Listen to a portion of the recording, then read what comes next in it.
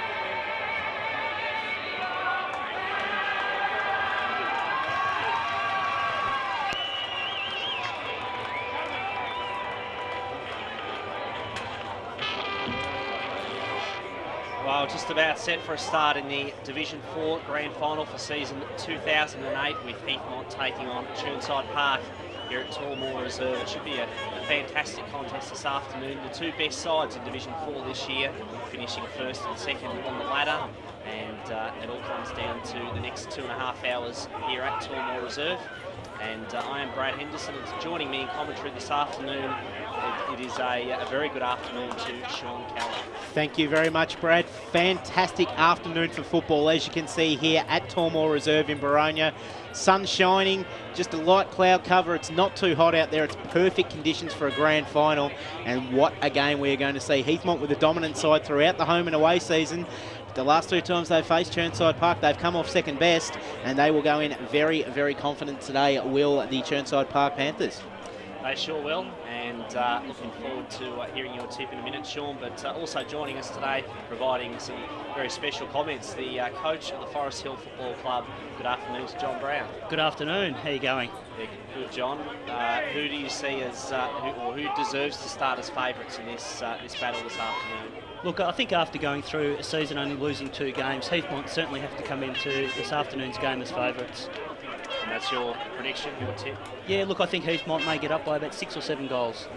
Okay, it's a comfortable win, according to John Brown. Sean, your tip, everyone hangs on your predictions on Fridays. In the Friday preview, who did you go for in this one? Tipping the Jets, but tipping them just. I've just got a feeling conditions today suit Heathmont down to the ground.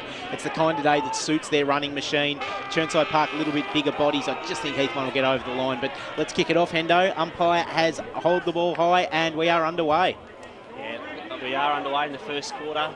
And in front of a big crowd here at Tormore as Skillern leads the race to the ball. In fact, it's Murphy for Chirnside Park. Lost his footing at the critical moment. And taking possession was Fraser, who was all wrapped up there. Fraser in the long sleeves. Or in fact, it's Wachowski. But it's not too many players wearing the long sleeves, as you'd expect, on a very warm September day. Wachowski went to Fraser. And now to Horden. So Levi Horton at half-back for the Jets. He's one player who certainly has a big point to prove. Very disappointing in last year's grand final. Captain of the Division 4 SEN Team of the Year for season 2008 as well, Levi Horton.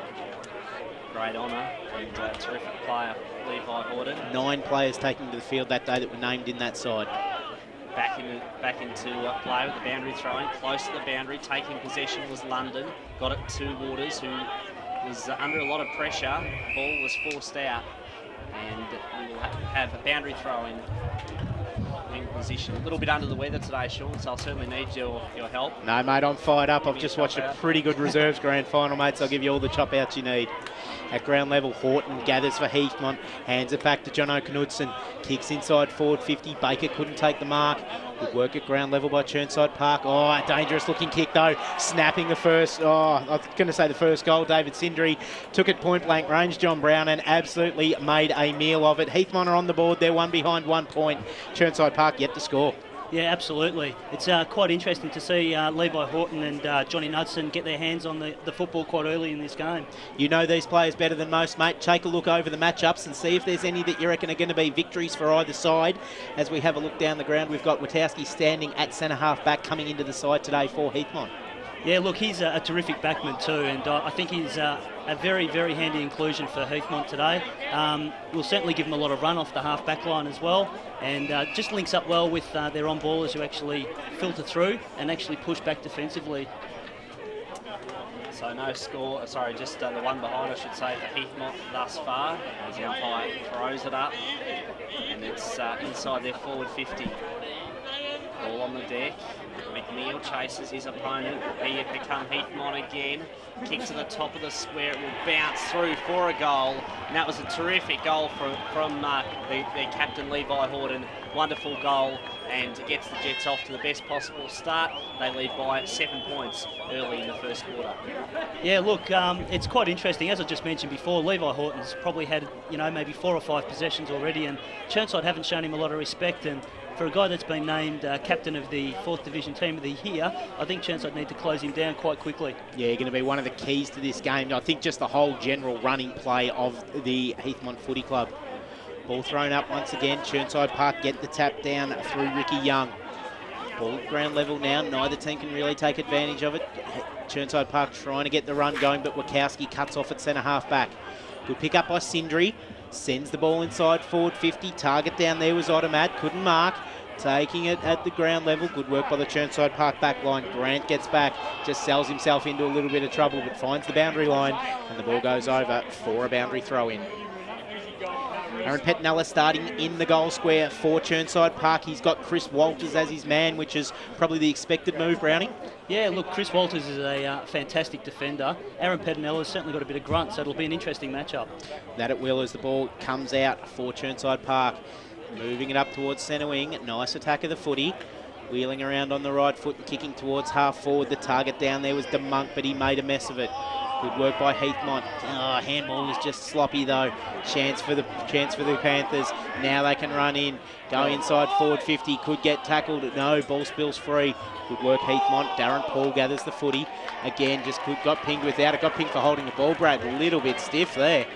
Yeah, red hot, the umpire on that one. And the free kick will go the way, by the looks of it, to Daniel London. So it will be Daniel London.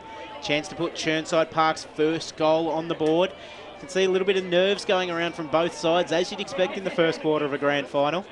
In the first opening minutes, and you just get the feeling that the team that settles first, Brownie, as you see in so many finals matches, will be the team that will get the early break. It is, and kicks at goal now. Daniel London needs to go back and kick this, just to settle Chirnside Park's nerves and actually get him into the game. You're dead right, mate. That's why you are the special comments man today, as London crosses forward 50.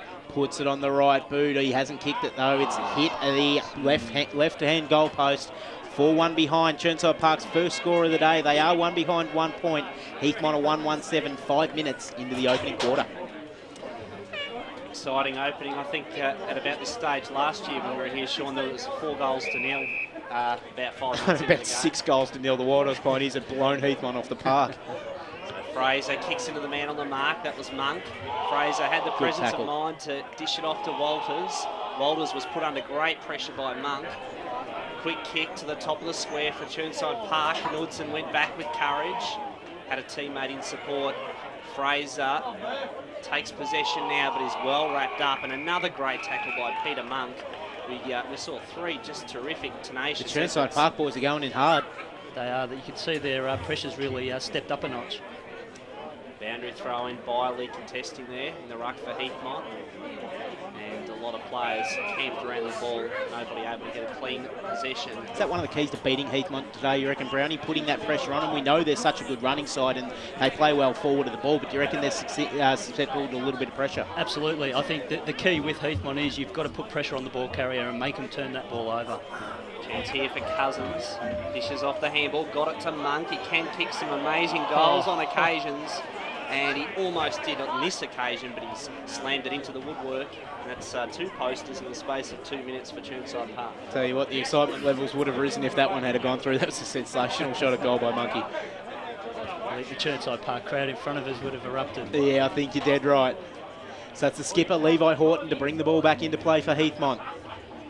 Goes up the line in the direction of the ruckman Byerly. Falls over when he should have marked it. His opposing number, Ricky Young, went in hard but couldn't take it with him. Good work by Heathmont, but again tackling fierce by the Panthers. Skillern just took it now across half forward. Gave back to Cousins. Cousins shrugs 1 or 2. Now there's a shot at goal. First one on the board, is it? No, in fact, it's not going to even register a score. It's out of bounds, and there's going to be a boundary throw in deep in the Chirnside Park forward line. Gee, it's quite interesting. Chirnside Park have really taken over the last couple of minutes, but not putting it on the scoreboard, and hopefully that doesn't hurt them in the end. Thrown back in. Pettinella tried to grab it out of the ruck. Numbers are with Chirnside Park in the pack. Now they take it. Murphy gives the little handball back to London. London, smart kick, centres up towards centre half forward. Couldn't take the grab that time, was Pepping, the captain. Gets tackled at ground level. Going to be a ball up, about 48 metres out from the Chirnside Park goal, directly in the centre corridor here. An absolutely picturesque Tormore Reserve in Boronia. So it is Heathmont, leading it by 5 points, early stages. De Monk got up and got the tap down. Now the handball squirts out the back. Chance for Heathmont. Good work by Matty Baker. Now they can get their run going. Sindri off half back, kicks up towards centre wing. Paul was the target. Down there also was Grant for Chirnside Park. One-on-one contest, and the ball goes over the boundary line on centre wing for a boundary throw-in. Heathmont have certainly left a lot of space across their half-forward line for that run and drive off their half-back. And Chirnside Park have pushed forward very aggressively. It'll be just interesting to make sure they don't get caught out. Dead right. Byerly gets the tap down. Horton goes with the no-look handball over the head. Only favours Chirnside Park. Now they run through the middle of Tormore Reserve up towards centre half forward. Strong mark taken at centre half forward by the Panthers. That was Dean De Monk. So De Monk, originally recruited as a defender, switched forward in the second half of the season. You can see why with that kick, but it spins out. Murphy has a shot at goal, pushes it away to the left, in fact, way to the left. Out of bounds on the full, a good 10 metres around from the goal as Lenny Jenkins comes on for his first run in today's grand final. So it will be Heathmont to get the free kick once we get it back from downtown Boronia. Matthew Baker, part of the fabulous Baker boys, taking to the field today for Heathmont. Of course, Daniel, the full forward as well, the leading goal kicker for the Heathmont side this year. And Baker hits his kick nicely, finds a target. So now Heathmont go off half back. Witowski dropped what he should have taken. Good chance for Chirnside Park to get back on the board again. Jenkins went in, gets the free kick as well. It will be Lenny Jenkins. That turns into a free handball. Go inside forward 50 again, Chirnside Park, but leading in the race for the ball that time was the Heathmont Footy Club. They take a strong mark in the back line, and that is the coach and the centre half back in the SEN team of the year, Brad Henderson, in Pete Forsyth. Thanks, Sean. As Forsyth, he takes many great marks on his day, and that was another one. His kick was looking for Spurns. He couldn't complete the mark. Sliding in his borders, but there's a free kick that will go to the Jets. Good decision by umpire Benny Lingard. And it does go to Spurns. Not his best effort. Kick was disappointing. Chance here for Knudsen. Dishes out the handball, had a teammate running past. That was Sindri. Long shot at the goal. Has he kicked the goal? Yes, he has. Wonderful goal for the Jets. And David Sindri gets his first. Heathmont get their second, and they lead by 11 points. It's very interesting. Chirnside Park have dominated over the last probably 5 or 6 minutes and haven't registered a goal. Heathmont, first time down in their forward 50 and convert. It's, you know, disappointing for Chirnside that they can't capitalise. And it was set up that time by Pete Forsyth dropping back in that hole. You would have seen that a lot when you've played Heathmont this year, obviously having forwards of the stature of Robbie Davies and Aaron Jones down there that opposition clubs would have tried to contain, and Forsyth just would have dropped back in their space a fair bit and tried to cut off the space for Robbie and Aaron to lead into. Absolutely. He's probably the premier defender in Division 4 this year, and, you know, he reads the play terrifically. And, you know, once again, that's where their run and goal come from, their half-back line. Heathmont get the tap down from the stoppage. Good work, running in straight lines. Scott Hamill for Chirnside Park, but couldn't take the footy with him. Now they feed back to Byerly. Kicks up towards half forward. Nothing happening. Good pick up though, Automat. Kicks inside forward 50. Here's a chance. Baker almost got taken without it. Umpire Benny Lingard waves his arms. Now crosses himself and says we'll have a bounce. Inside Heathmont's forward 50. Kicked the only 2 goals of the game so far. Levi Horton and David Sindri doing the damage. Big thump forward, Villani. Could he run onto it? No, he couldn't. Good work, Chirnside Park defensively. Oh, just a little bit unsure with the footy that time, London. Little handball out, couldn't take it. Round the corner, good work by Paver. Now can go goalward. Chris Paver puts it on the boot, but just sprays it off to the left. One behind, a golden opportunity wasted there for Heathmont. They're 2-2-14.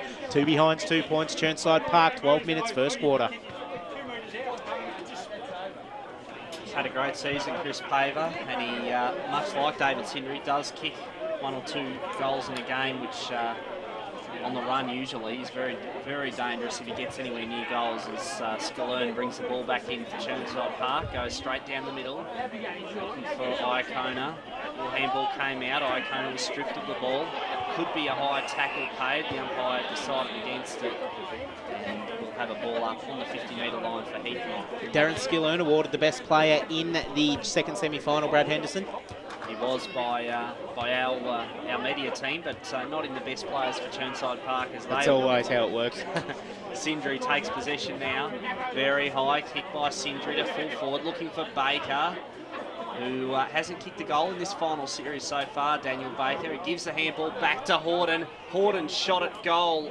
Looked good for most of the journey, but was just off target. And a minor score, but certainly Levi Horton causing Chirnside Park plenty of headaches early in this game. Yeah, you'd certainly like to see Chirnside Park close down a little bit more on Levi Horton. I don't think they're showing him enough respect, and he's too good a footballer not to. Yeah, you're dead right there. They just need that one closed down player, I reckon, to run with him. So they go straight up the line. Dangerous kick. Oh, but up to the task was Daniel Stapleton, using his height advantage against Will Villani to take the mark. Stapleton. Kick didn't look great off the ball. Iacona had it spent. I tell you what, he had that dead to rights. He was kicking it before he marked it. And as a result, he's dropped the mark and it's turned into a 50-50 contest. It's those little things, John Brown, that can cost sides grand finals. Absolutely, and I'm sure Heathmont players will certainly be letting him know about that. I would be if I was a Heathmont player. Good work by Biley to get the tap out. I think there's going to be a push in the back coming out of that, is there? There certainly is. And it will be Dylan Severns, the big man, to take the free kick. So Dylan Severns, long way out, man on the mark, standing pretty much on the 50-metre arc as Rad Jurek comes on for his first run for the day. So Severns goes with the long left footer. It's not going to have the ride in the goal square. Baker off hands, free kick. If the advantage is paid, it's a goal, but I don't think they're going to pay the advantage. There's a free kick in the goal square for some holding, and it's going to go the way of the Heathmont Footy Club. Just got to get the ball back from, I tell you, I think the Knox Swim Centre before we can see who's got this one. Got a feeling it is going to be a Lee Automat that is going to take the free kick, Brad Henderson.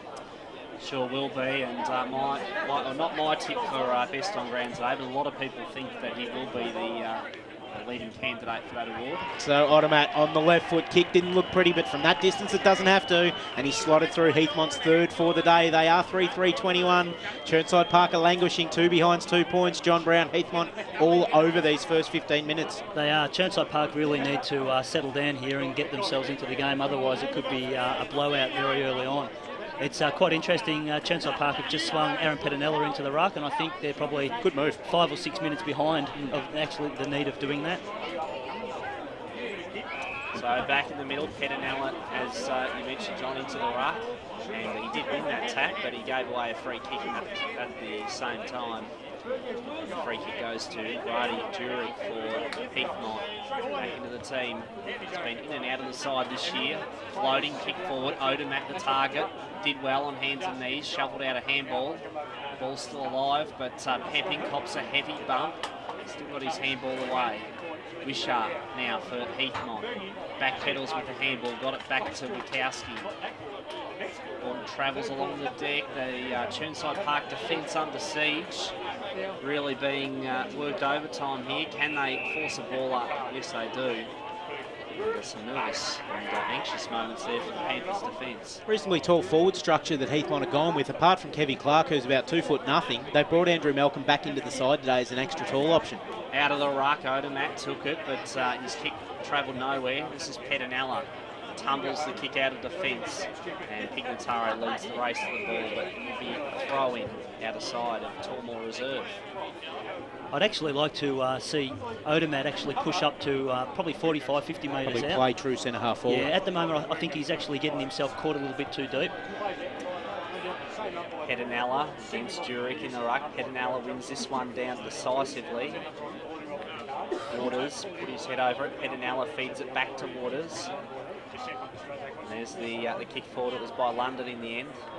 Hugging the boundary. And Monk, no, in fact it's Norman that can't quite keep the ball in play. So boundary throwing out of side once again. Tormore Reserve. David Sindry's just limped off the ground for Heathmont as well. That could be a big loss as the day goes on. Huge loss if he can't make it get back out. Yeah, definitely. There's the quick kick forward by Monk. Very high. Ball was fisted down. Handball came away from Forsyth. Chance now for Murphy. Gave a little handball. Back to Pepping. Pepping's kick forward. Floats forward. No mark taken. And the umpire sees a free kick and pays it the way of Chirnside Park. Some holding on. And it will go to the Chirnside Park player in James Iokono. So let's see what he can manage from this position. He really needs to go back and convert this chance. They really need to put a goal on the scoreboard here. It's been a sluggish start from Chirnside Park. And as you say, Iokono, this is very much a gettable goal. Goes back, pretty confident approach. Bit of a floater off the boot, and that's a disappointing kick off to the left. Never really looked like being a goal. And so, minor score for Chirnside Park. They move on to 3 behinds. Heathmont 3 goals, 3. And it's a 18-point lead to the Jets. Sloppy kicking by Chirnside Park so far as Heathmont bring the ball back in and find Anthony Wikowski. Wikowski goes up towards the half-back flank. Nice little chip up. Heathmont are doing it well. Screaming to the ball in the middle of the ground is Forsyth. Head in the general direction. Severns came out, presented well. Brought the ball to ground. Ground level leading in the race. Good work by Chirnside Park. Skill earned. Just sees it over the boundary line for a boundary throw in. 19 minutes played, opening quarter of the Division 4 Grand Final for season 2008. It's Heathmont 18 points to the good at this stage. They are 3-3-21. Chirnside Park 3 behinds, 3 points. Tap down. Chance for the Panthers here. They can launch off half forward. Ball's in the hands of Cousins. Does some side steps, goes inside forward 50. Almost a good mark going back with the fly to the ball. Instead, it's paid to the man behind, and it will be Heathmont to take the resultant kick. So the Jets now switches on if they want it. Instead, go straight up the line. Up towards centre wing. Packer players fly. Almost taking the mark at the back of the pack was Severns. Now at ground level.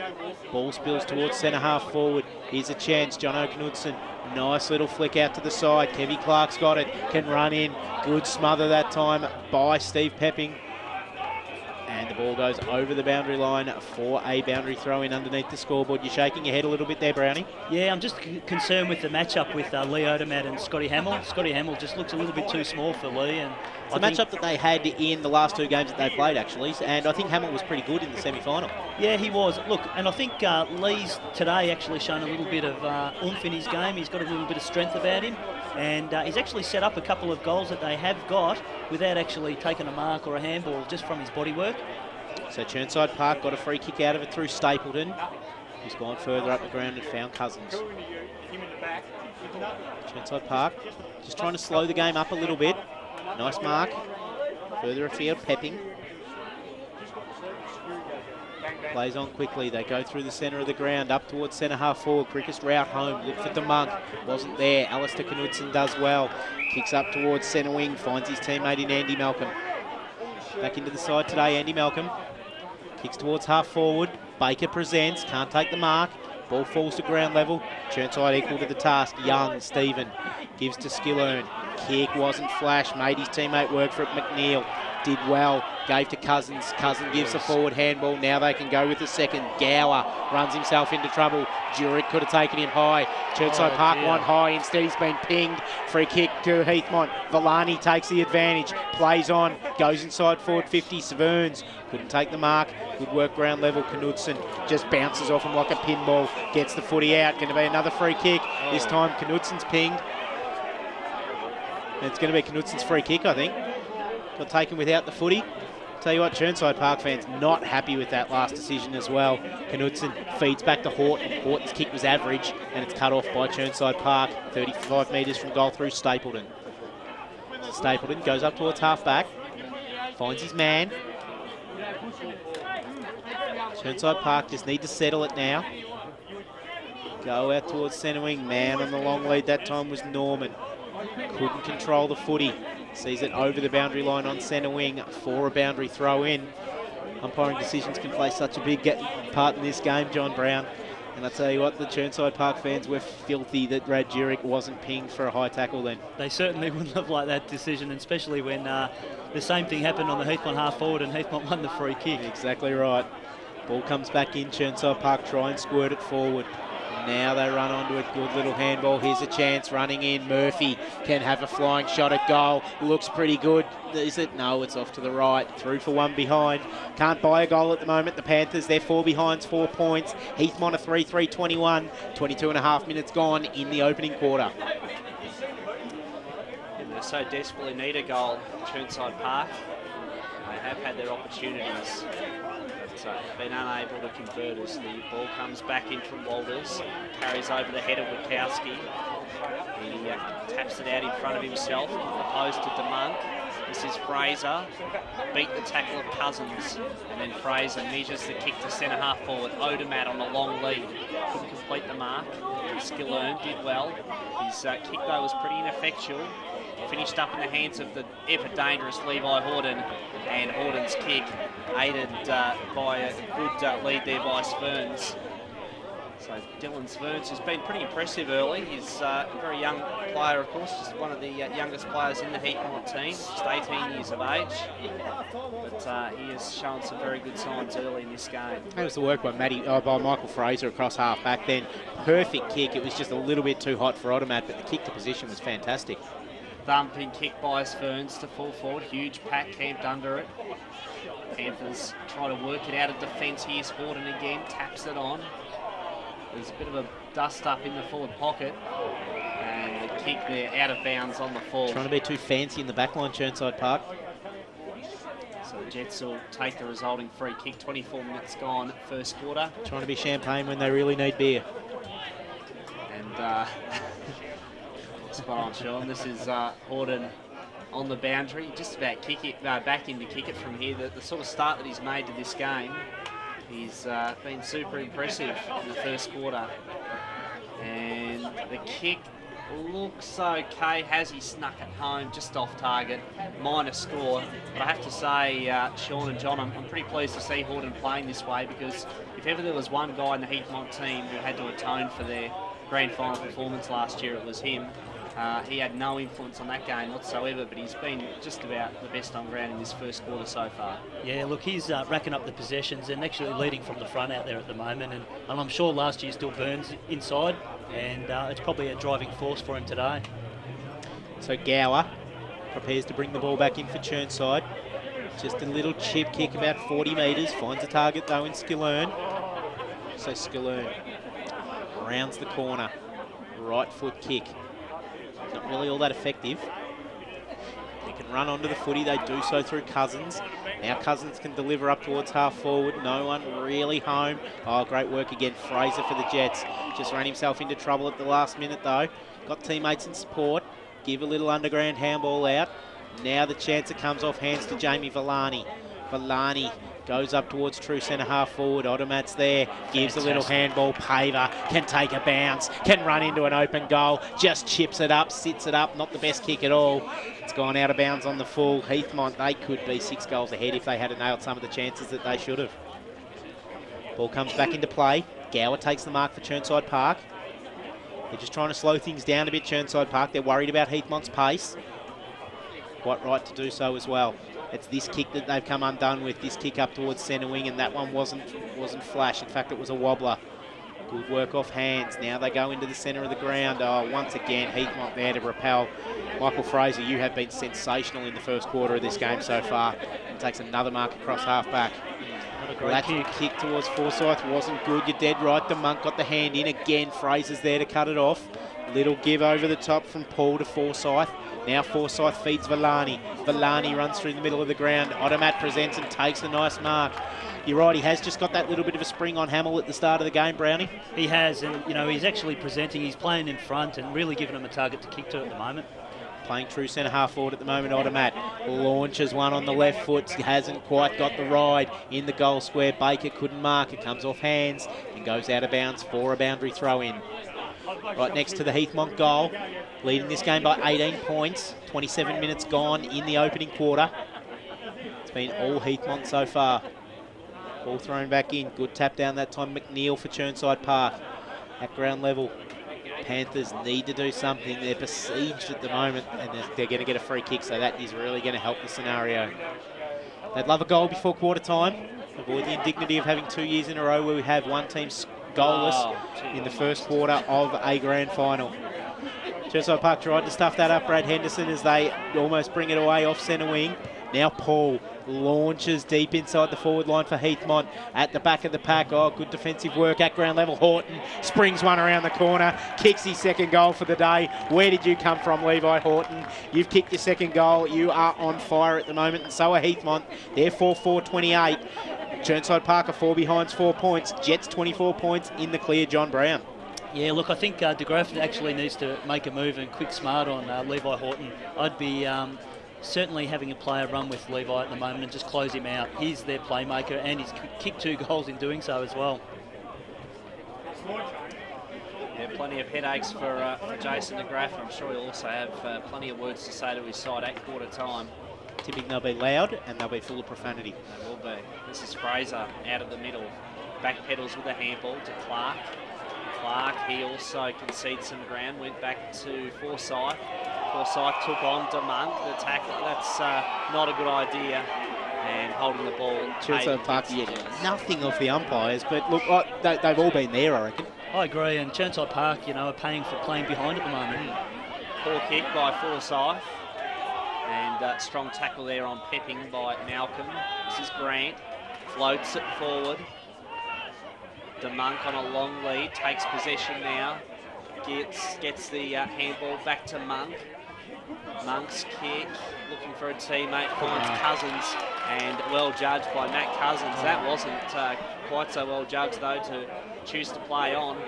Kicked in the man on the mark, but it's all turned out okay as the mark's taken for Chirnside Park at full forward.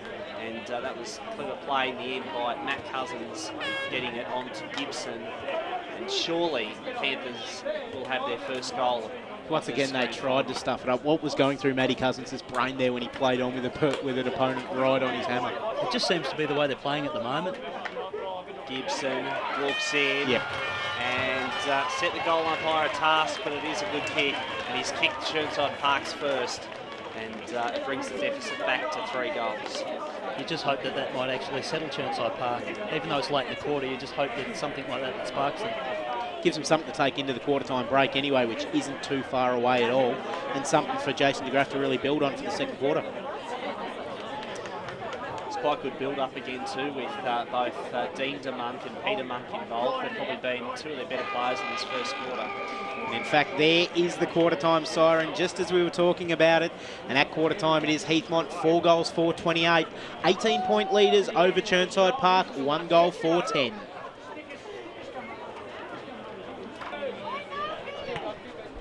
Well, the second quarter here at Tullamore Reserve just about to get underway in the 2008 Division 4 Grand Final.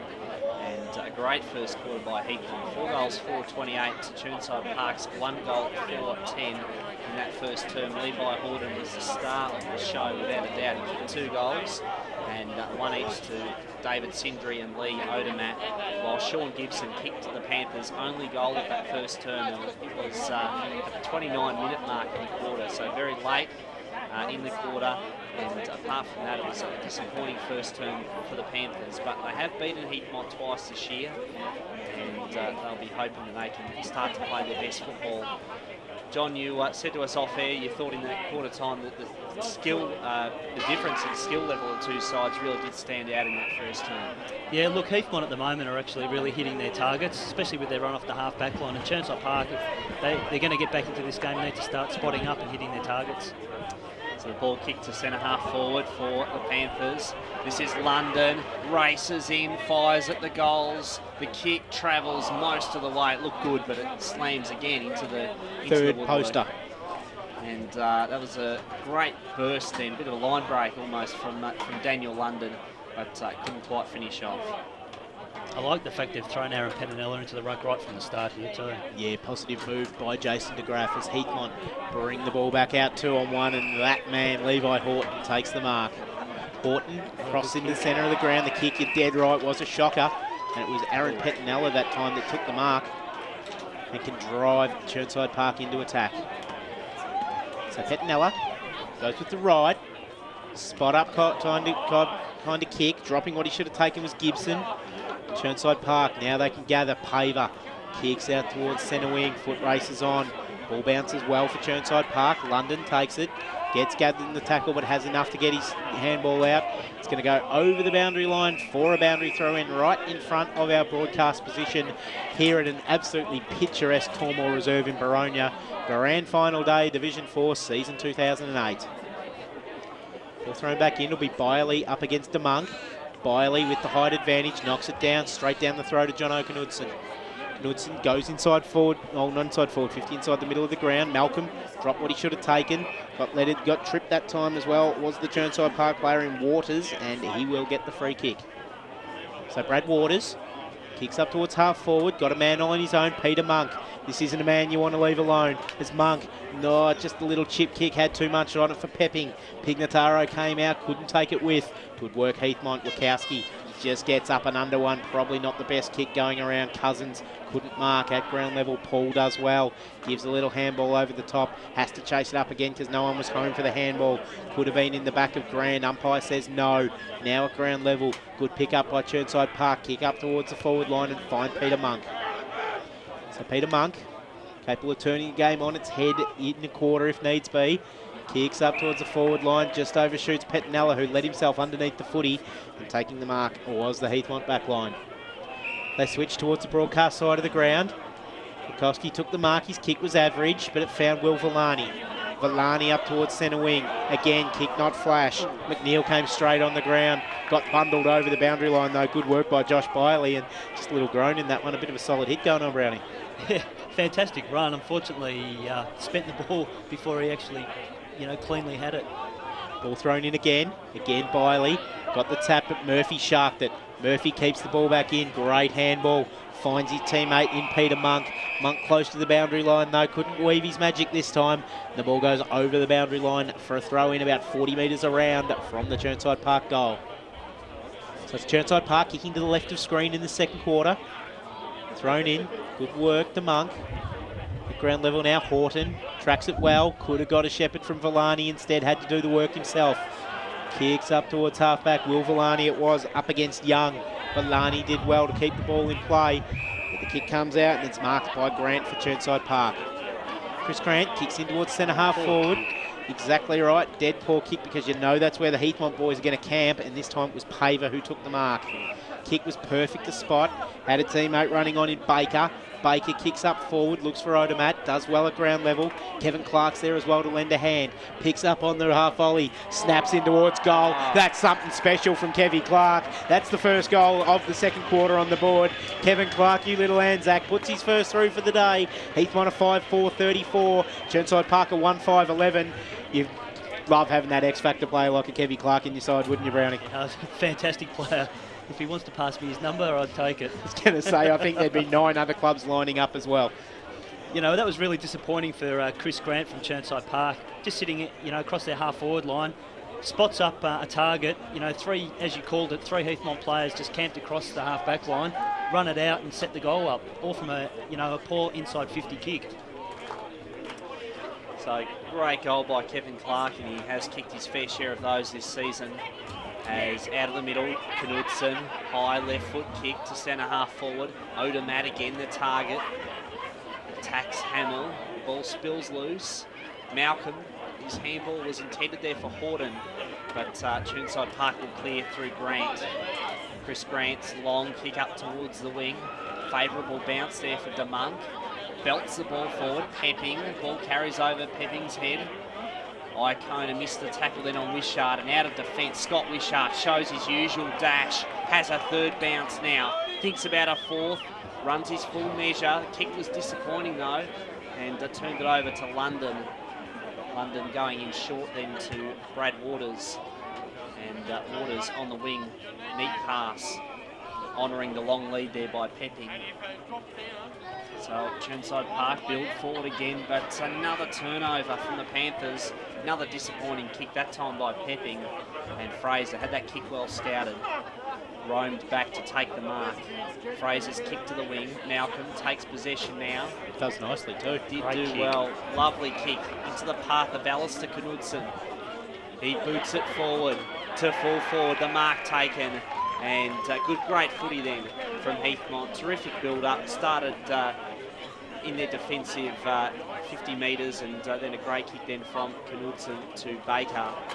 And Daniel Baker, we've mentioned it earlier, Sean hasn't kicked a goal in this final series. In fact, I've never seen him kick a goal live. Fair dinkum, I've never seen him kick a goal live. I think the drought is about to break, Sean. Let's see what Baker can do. Pretty well straight in front. Got it. Kick looks there good. You go, Sean. There we are. Gun barrel straight over the goal umpire's head. And the 6th goal on the board for Heathmont. They lead 6-4-40 to Chirnside Park 1-5-11. The margin is out to 29 points. That was great play by Heathmont, set up beautifully by Andrew Malcolm, who had to take on a couple and beat him. And then just the sequence of kicks, Brownie, just absolute pinpoint perfect all the way. It is, and that's what we said at the beginning of the quarter. The difference at the moment is Heathmont are actually finding their targets. And the prime example just then, they've run off their half-back line once again, spotted up a target in the middle of the ground, results in another goal. Heathmont doing all the attacking so far in this Division 4 Grand Final. This time last year they were about 9-10 goals down and not with a goal on the board, but now Chirnside Park straight out of the middle and straight down the throat of their tall forward in Dean DeMonk. Seems that they're rotating Pettinella and DeMonk out of the goal square in the ruck so far, Brownie, but this is an absolute crucial kick by Dean DeMonk. Yeah, I'd like to see Pettinella in the ruck just run a little bit longer than he has been. I found that when he's gone forward, he's been a bit lazy, and he's not presenting where, Monk's actually working quite hard both on ball and up forward and really giving him some drive. He's actually recruited to the club as the Dave Mazin stopper, Dean DeMonk. Found himself as the season went on spending more time on ball and up forward. How's his kick look? Looks okay.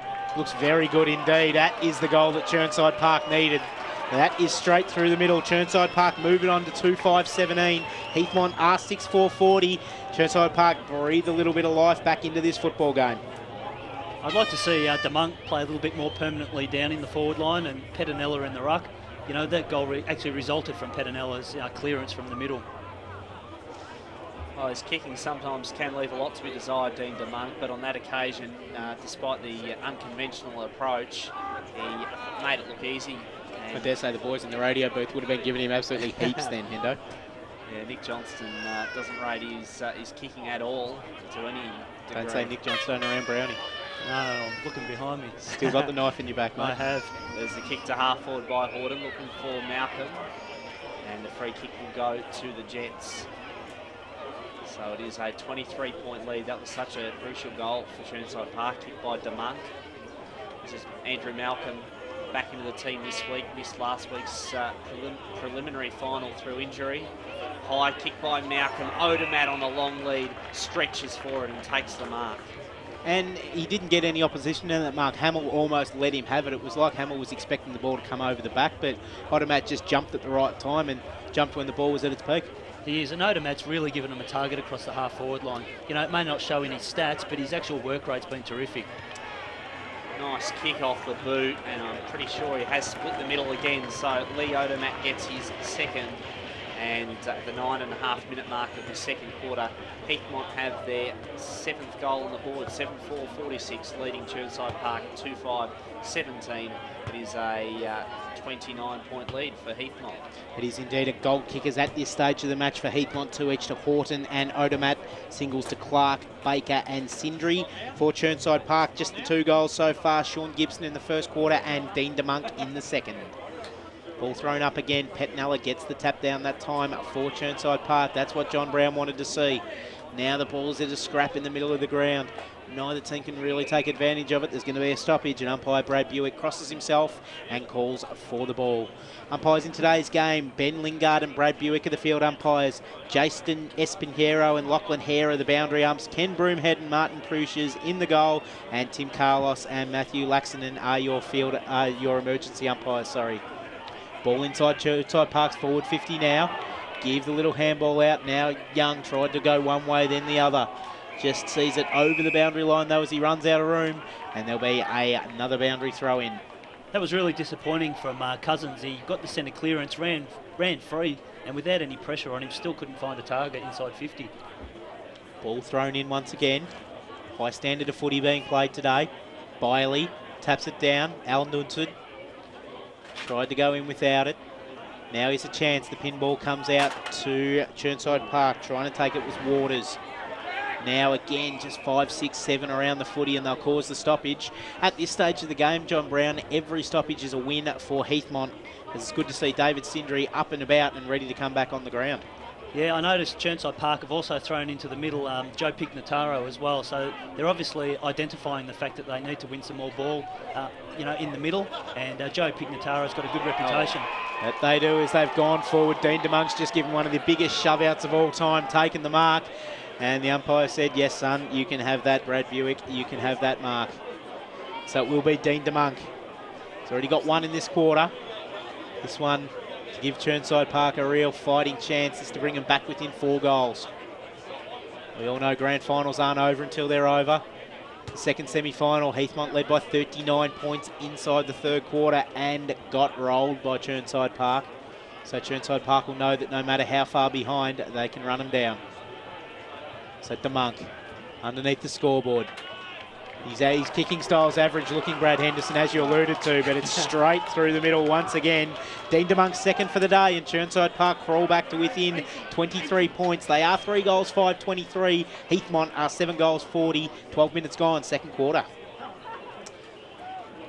Well, in that second semi-final, he was taking so many marks, Dean DeMunk, and we just thought if he could actually finish off his good aerial work with his kicking and with his passing, then he would do a lot of damage. Well, he's kicked 2 goals in this quarter, and he's certainly been one of his side's best players. He's keeping the Panthers in the contest at the moment. It's back in the middle. Clark lost it out to Monk. Peter Monk's high left foot kick. Ball is fisted down by Norman. Chain of handballs finishes up with Fraser, who spooned it out, and that was a throw. Goes against the Chirnside Park team as Paver takes the free kick. Nice kick by Paver to the outer wing.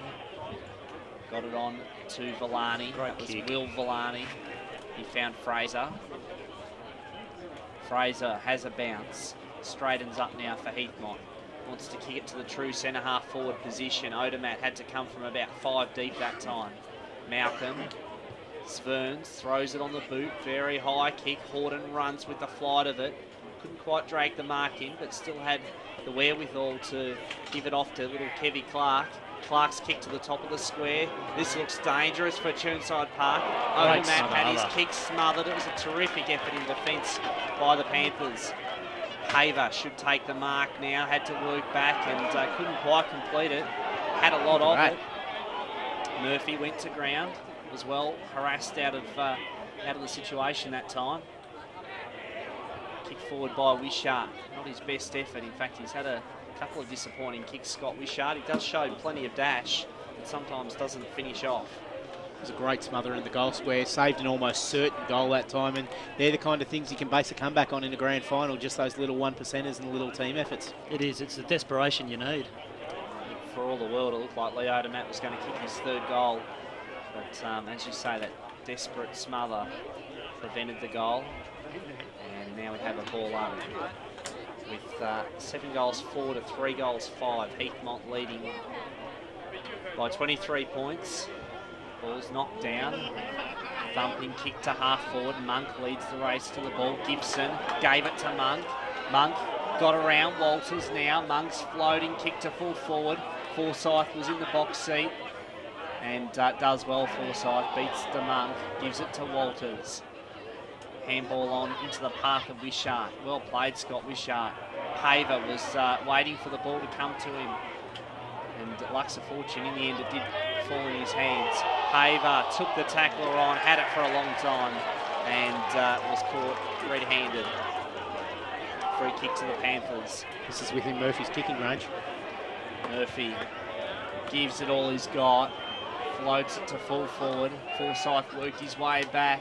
Off hands, through for a minor score. Chirnside Park 3 goals 6-24, trailing Heathmont 7-4-46. Brendan Murphy's been excellent this quarter for Chirnside Park, really starting to get some run and drive for them. He's that X-factor player for Chirnside Park, much like we said Sindri was for Heathmont. He's the one for Chirnside Park who can really just burst a game open if he needs to. So it's Heathmont. Bring the ball back in through Wachowski. Oh, dangerous kick towards the right half-back flank, and it's cut off by Chirnside Park. Little kick inboard, and there's that man we were just talking about, John Brown, Brendan Murphy, who takes the mark. Man on the mark stands probably 40 from goal. And Murphy, kick this. I'll tell you what, it's going to put a different spin on this game of football. So Brendan Murphy, off one step, got underneath it, didn't give it the carry it needed. Ball falls short, chance going in hard that time was Gibson. Just collected his opponent. Now the ball spills out, need to get someone down there at ground level, but the boundary line beats everyone. And we'll have a boundary thrown about 20 metres around from the from the Chirnside Park goal. You'd certainly like to see Chirnside Park, pinch another goal here while they've actually got the run of play. Because certainly the tide will turn shortly. So Heathmont, it is that take the ball out of the stoppage though. Here's the chance for Chirnside Park as there was no one home. The only man was London. He sells the dummy, sells some candy to Will Villani. Now goes forward, got a man all on his own. Taking the mark was Cousins. Matthew Cousins, probably too far out to score. Someone forgot to tell him though. No, he's passed it off short, in towards Murphy. Oh, the ball just falls through his hands. Sorry, that was Peter Monk. Now there's a chance for Heathmont to come out. Fraser got tackled high. Umpire says no. There's going to be a ball up. She's very fortunate there. I tell you what, if you just wind that DVD back a frame, you'll see a high tackle going on there. So the throw up once again. Jurek against Young. Young got the tap. Chance for Heathmont. Iacono kicks a great goal. Chirnside Park back in this one. James Iacono's first goal for the day. And Chirnside Park move it to 4-6-30. Heathmont a 7-4-46. Back to a 16-point ball game, John Brown. And you can tell Chirnside Park have lifted in the last 10 minutes. They have. They've really lifted. And, as we called earlier with Aaron Pettinella and Pignataro in the middle, Jason DeGraff's persisted with them and actually run them probably longer than he wants to. But while they're actually in there, they've had some influence and Chirnside Park have got themselves back in the game. So 7-4-46, Heathmont leading Chirnside Park, 4 goals, 6-30. It is a 16-point lead to the Jets. Back in the middle, ball at half forward, chance here again. This is Norman, throws it on the boot, ball tumbles forward. Forsyth out of defence, hands it to Walters. Sweeping handball from what was intended for Villani, but it was chopped off by Gibson. And Gibson earns himself a free kick. Will Villani just took a little look behind his shoulder then. There's the kick by Gibson. Thumps it to full forward. Forsyth worked back again. Does do that so well, Peter Forsyth. He reads the play beautifully. And he was in the box seat there to fist it through for a minor score for Chirnside Park. I'll tell you what, it was a good thing Chirnside Park got that clearance because John O'Knudsen had 30 yards on his own if Heathmont had got the ball, and it would have almost been a certain goal, I reckon. Yeah, Chirnside need to be a little bit watchful at the interchange, the bench there. Johnny Knudsen snuck on from the interchange and ran into 30 metres, and they were only probably a couple of centimetres away from winning that football. So Wishart brings the ball back into play. Not fantastically well for Heathmont. Murphy went without it at ground level. Bending over, good job by Jurek.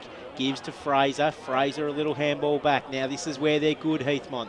They set up their running game. Villani gives a little handball back. Almost got claimed in the tackle. They got men streaming up the ground. John Brown's pointing them all out for me and doing a fantastic job as Darren Paul marks directly in front of our commentary position. That's the coaching in me. So it's Paul. He kicks up towards half forward. Malcolm was on a long lead. Got out pointed by Stevie Pepping. The nipper gives a little handball. Not great for Cousins. Brings Paver into the game. Paver's underground handball was just as bad. Gave back to London. London's hands were average. Got a little bit of a bump over the line. And there'll be a boundary throw in. Pretty sloppy passage of play, that one. It is. They're a bit of pushing and shoving as well. The pressure's actually really stepped up. As indeed players starting to realise that they're playing in a grand final at the moment. Third man up that time was Wishart. Got a talking to by Pettinella as a result too. Now the ball screams out towards the wing. Good work Chirnside just to keep it in there. Norman continues with the footy. Great persistence Norman. Got a shepherd by Gibson. One out. Forward line Jurek versus DeMonk. Both holding each other. Footy goes over the boundary line. Great passage play by Chirnside Park, and you're right, you can feel the atmosphere lifting. The Chirnside Park crowd's really getting involved too, and you know you can see Chirnside Park actually out on the ground lifting with the crowd. But they are. Ball thrown back into Monk over the top, gets the tap, puts it in a good spot, but just runs out of room. And it's through 4-1 behind to the Panthers. Chirnside Park moved to 4-8-32. Heathmont a 7-4-46. Back to a 12-point ball game, Brad Henderson. 21 minutes gone, second quarter. It's been a great second quarter, this one. This has turned into a ripping game. Yeah, much more competitive than that first term. And Chirnside Park have played considerably better into the scoreboard end in this second term. Out of defence, the Jets, high kick to the wing. The fall of the ball. That was clever kick by Sindri. Got it to Byerley. Byerley thumps it forward. Odom at the target, and Hamill takes the mark. Did well then, Scott Hamill. Poor kick. Kick up towards half-back. Monk. No, it's London. Takes possession. Runs forward. Belts the ball forward. Inside 50. Forsyth worked his way back once again. And it will be a ball up. It's where they're falling down a little bit, Chirnside Park. They've been fantastic in the last 15 minutes getting the ball forward, but they don't have a target in that forward line that's presenting at the moment. No, they don't. That's certainly their big problem at the moment. As free kick goes to Josh Byerley. Ruckman for the Jets. It's probably unfortunate that Troy Dunn's out injured. It's probably the target they actually need right now. Byerley has a bounce, then floats the kick to the wing position. Forsyth was his target. That was a great smother. Ball knocked on. Taking possession was Monk. Can he get back on his feet in time? Yes, he does. Hands it to McNeil. High kick by McNeil, but Wachowski worked back nicely then to take the mark. And Anthony Wachowski just surveys his options, directs some traffic, and slows things down once more. And then just kicks it to a huge pack of players on the wing. Wishart was there at the fall of the ball, so was Malcolm, and taken over the boundary line. I'd like to see Levi Horton go back on ball for Heathmont. I think most of the quarter been quiet for this quarter. He has, and played predominantly as a forward. I'd like to see him actually go on for 5 minutes and see if he can actually start winning some footy. They just need that kind of spark at the moment, Heathmont. They haven't scored since the 9-minute mark of the quarter. So free kick to DeMonk. High kick by DeMonk. There's the kick inside 50. No mark taken. Came off hand, shot at goals. Looks good for Chirnside Park. Norman has kicked it. And another great goal for Chirnside Park. Brings the margin back to just 8 points. And Damien Norman there. Nice opportunistic goal. And it's come at the 24-minute mark of the second term. It was a great goal by Chirnside, and they do need that spark, Heathmont. As we mentioned, they have not scored in a long, long time, and they've let Chirnside Park back into this game, and they've got a real sniff now. They're only 8 points behind. So the ball back in the centre of Tormore Reserve in Baronia. Thrown up high once again, Biley versus Pettinella. Probably Pettinella got the advantage out of it. Biley got tackled. He's going to get a free kick as well. How you can grab a ruckman over the neck, I'll never know. Of course, I'm nowhere near ruckman size though, so we'll leave that to the experts. Biley feeds back to Clark. Clark, wobbler kick inside forward 50. Had to make his teammates work for it. Now it spills out to Jamie Villani, who can't control it. Over and just lets the ball cross over the boundary line instead for a boundary throw in. Approaching 25 minutes gone in this second quarter. 7 goals kicked, so you probably imagine with the first quarter going 30 minutes, the second to go somewhere about the same. Ball thrown back in. At ground level, Chirnside Park feed out. Murphy, who's been sensational in this quarter so far. Ball just does some funny things. Chris Grant couldn't take a hold of it. Norman's there as well. He's been great. Ball at ground level. Umpire Benny Lingard crosses himself. Says we'll have a bounce. Chirnside Park with all the ascendancy at the moment. Clawed back to within 8 points. After being as much as 29 points down at the 6.5 minute mark of this quarter. And also at the 9 minute mark of this quarter as well. Chirnside Park doing a fantastic job as Andrew Malcolm comes off the ground and Chris Paver replaces him. And again, if Chirnside Park can get a quick kick here, Chris Paver's got 25 yards on his own. The ball goes inside forward 50 for Chirnside Park though. It's going to be a free kick going the way of the Jets. So Heathmont, no movement further up the ground. Witowski lets flow with a long kick up towards centre wing. Has to kick to a pack of players. Fraser does well in the middle, gives to Horton. Horton's handball was good. Goes up towards centre half forward. Odermatt presents, couldn't quite grab the mark. Will Villani at his feet, does very nicely. Tries to shrug one, doesn't do well. Now gives back to Jono Knudsen. He couldn't take a clean footy. That's going to be the key to the rest of this game, taking a clean footy. Chirnside Park squirted out, just didn't have anyone running. Fraser's been fantastic. Almost, gee. That's just a crude tackle going on that time by Stapleton. He gives away the free kick. So Scott Wishart takes the kick. Found a man all out on his own on the wing, Jamie Villani. Got tackled straight away though. Apparently when he didn't have it, Aaron Pettinella goes off his head, but the free kick was there. And it'll be Jamie Villani to take the kick. So Villani just directs traffic a little bit. Looks further up the ground. Tries to get some movement now. Baker leads long. That's the direction they head. Comes almost fourth in line. Almost marks. Jono Knudsen. Little dribbling kick out of the pack. Just went inside forward 50. Good work, Paul. Gave the handball Severns. Goes back to Fraser. Fraser's got time to spot up his options. Horton was the one. Just out points Nipper Pepping. Gives the little handball. Oh, it was too underground though. Allows Pepping in. Just got taken in the head. There, free kick to Chirnside Park. Pepping not happy with the work of Jono Knudsen in that. Just giving him a little bit of how's your father as he went past. So Pepping. Again, players aren't moving in this game. They're not allowing their teammates, and they have to kick to contest as a result. That's what Pepping had to do there. The ball was punched away from Jenkins and punched over the boundary line. Yeah, both sides have actually stopped running off their half-back lines. Is it fatigue setting in, or do you think it's just players just not going towards the game plan, looking for half-time? Probably are. They're probably desperate for that 30-minute mark and the siren to ring at the moment to catch their breath, and even from a coaching point of view to get their structures right again. Out of defence, Paul with the handball looking for Villani. And Villani there, the boundary line was beckoning. There was no way he was going to be able to pull up in time. So boundary throwing, everybody gets a little bit of a breather.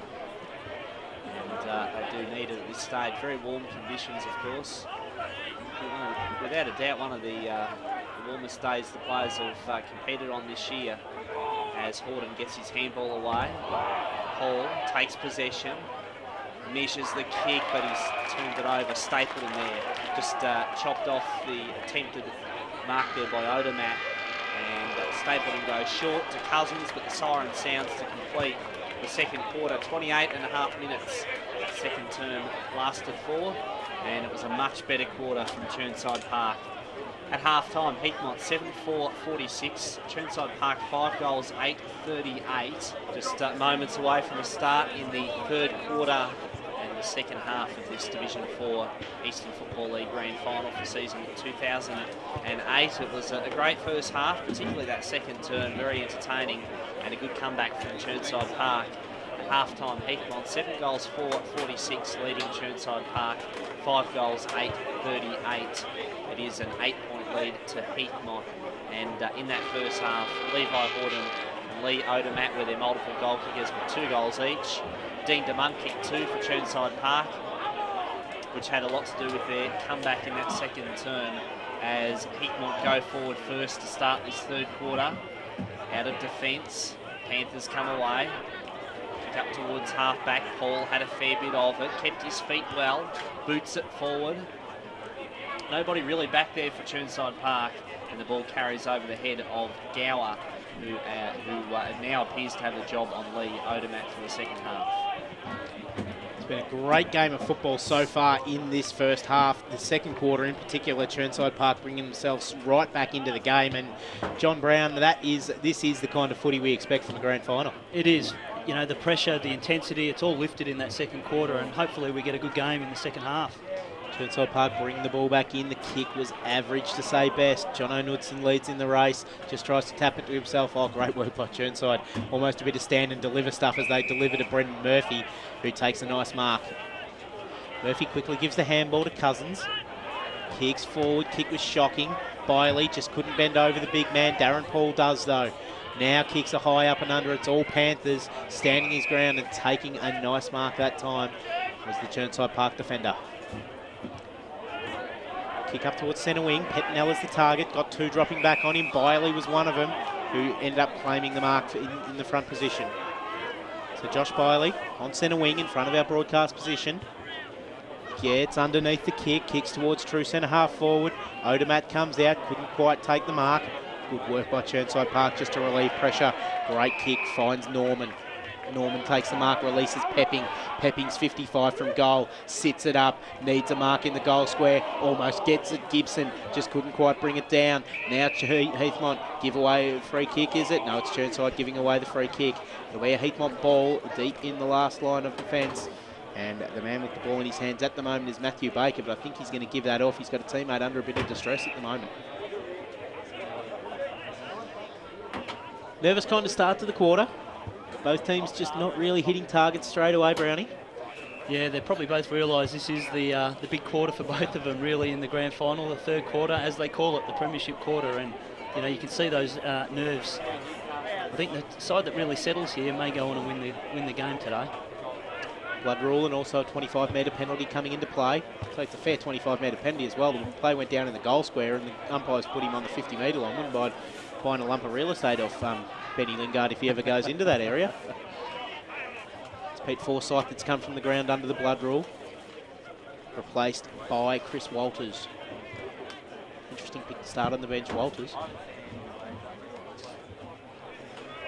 So all set for a restart and play now. Boy blows his whistle and Heathmont take it off half-back. Kick to a one-on-one at centre wing. Paul in a good spot. Gets a nice bounce. Little handball over the top. Just evades the Chirnside Park defence. Now they get back on mass. Good pick-up. Murphy gives the handball into the middle of the ground. Too hot for Norman. Gave to Biley. Biley goes back towards centre wing. Now the little give. Here's a chance. Heathmont are running. Kick wasn't flash. Odermatt does well. Left foot kicks on its way. Just sprays it off to the left.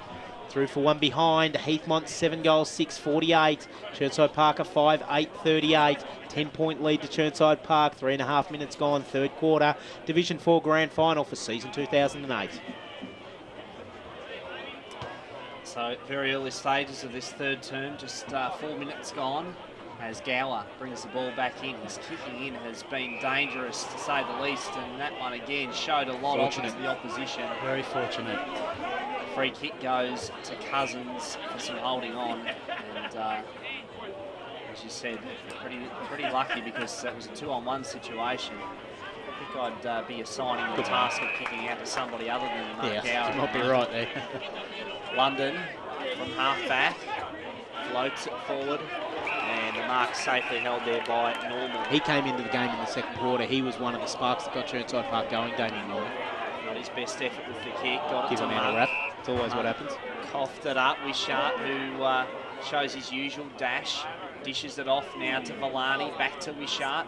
Wishart wants to hand it off to Horden. Horden kicks to full forward. Will it get the lucky bounce? It does. And Levi Horden kicks his third. Heathmont get their 8th. And that was great running football from Heathmont, set up by Scott Wishart and finished off by Levi Horden. Unfortunate there for Norman after the call, just with the turnover in the middle of Always the ground. happens, mate. Give a man a wrap and they stuff it up for you.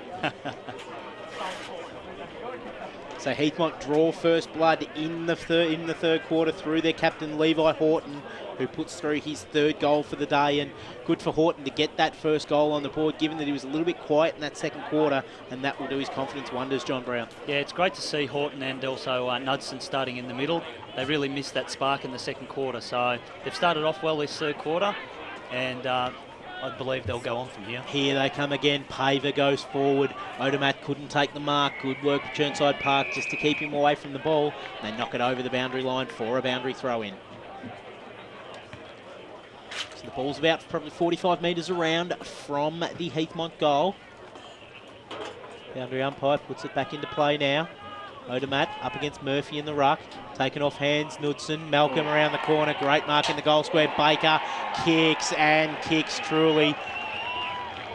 Terrific handball out of the pack there by Johnny Knudsen. Really set up the goal there. It was indeed Daniel Baker's 2nd goal of the day. I just had to pause and see whether that was a 26 or a 28, but it was definitely the 26. And now Heathmont are out to 9-6-60. Chirnside Park 5-8-38. All of a sudden, Brad Henderson, it's out to a 22-point lead, and Heathmont are starting to look threatening again. Yeah, great start to this quarter by the Jets, and that was well played by Baker because I think we can assume the mark wouldn't have been paid. There was no whistle. But Baker didn't wait for the whistle anyway. He played on immediately and kicked the goal. So 2 goals for him. And, he has had a great season for Heathmont this year. Career best form up forward for him. As Alistair Knudsen takes the ball in the wing position, boots it forward. Hamill's back there against Odomat. Hamill goes to ground at the critical moment. Odomat took possession, got the handball off to Sverns. High kick by Dylan Sverns to full forward, but Young works back to take the mark. Last goal was Daniel Baker's 64th for the season. Young to London. Now it's with Gower. Gower bounces the ball forward. Paul missed it. DeMonk does well, takes possession now.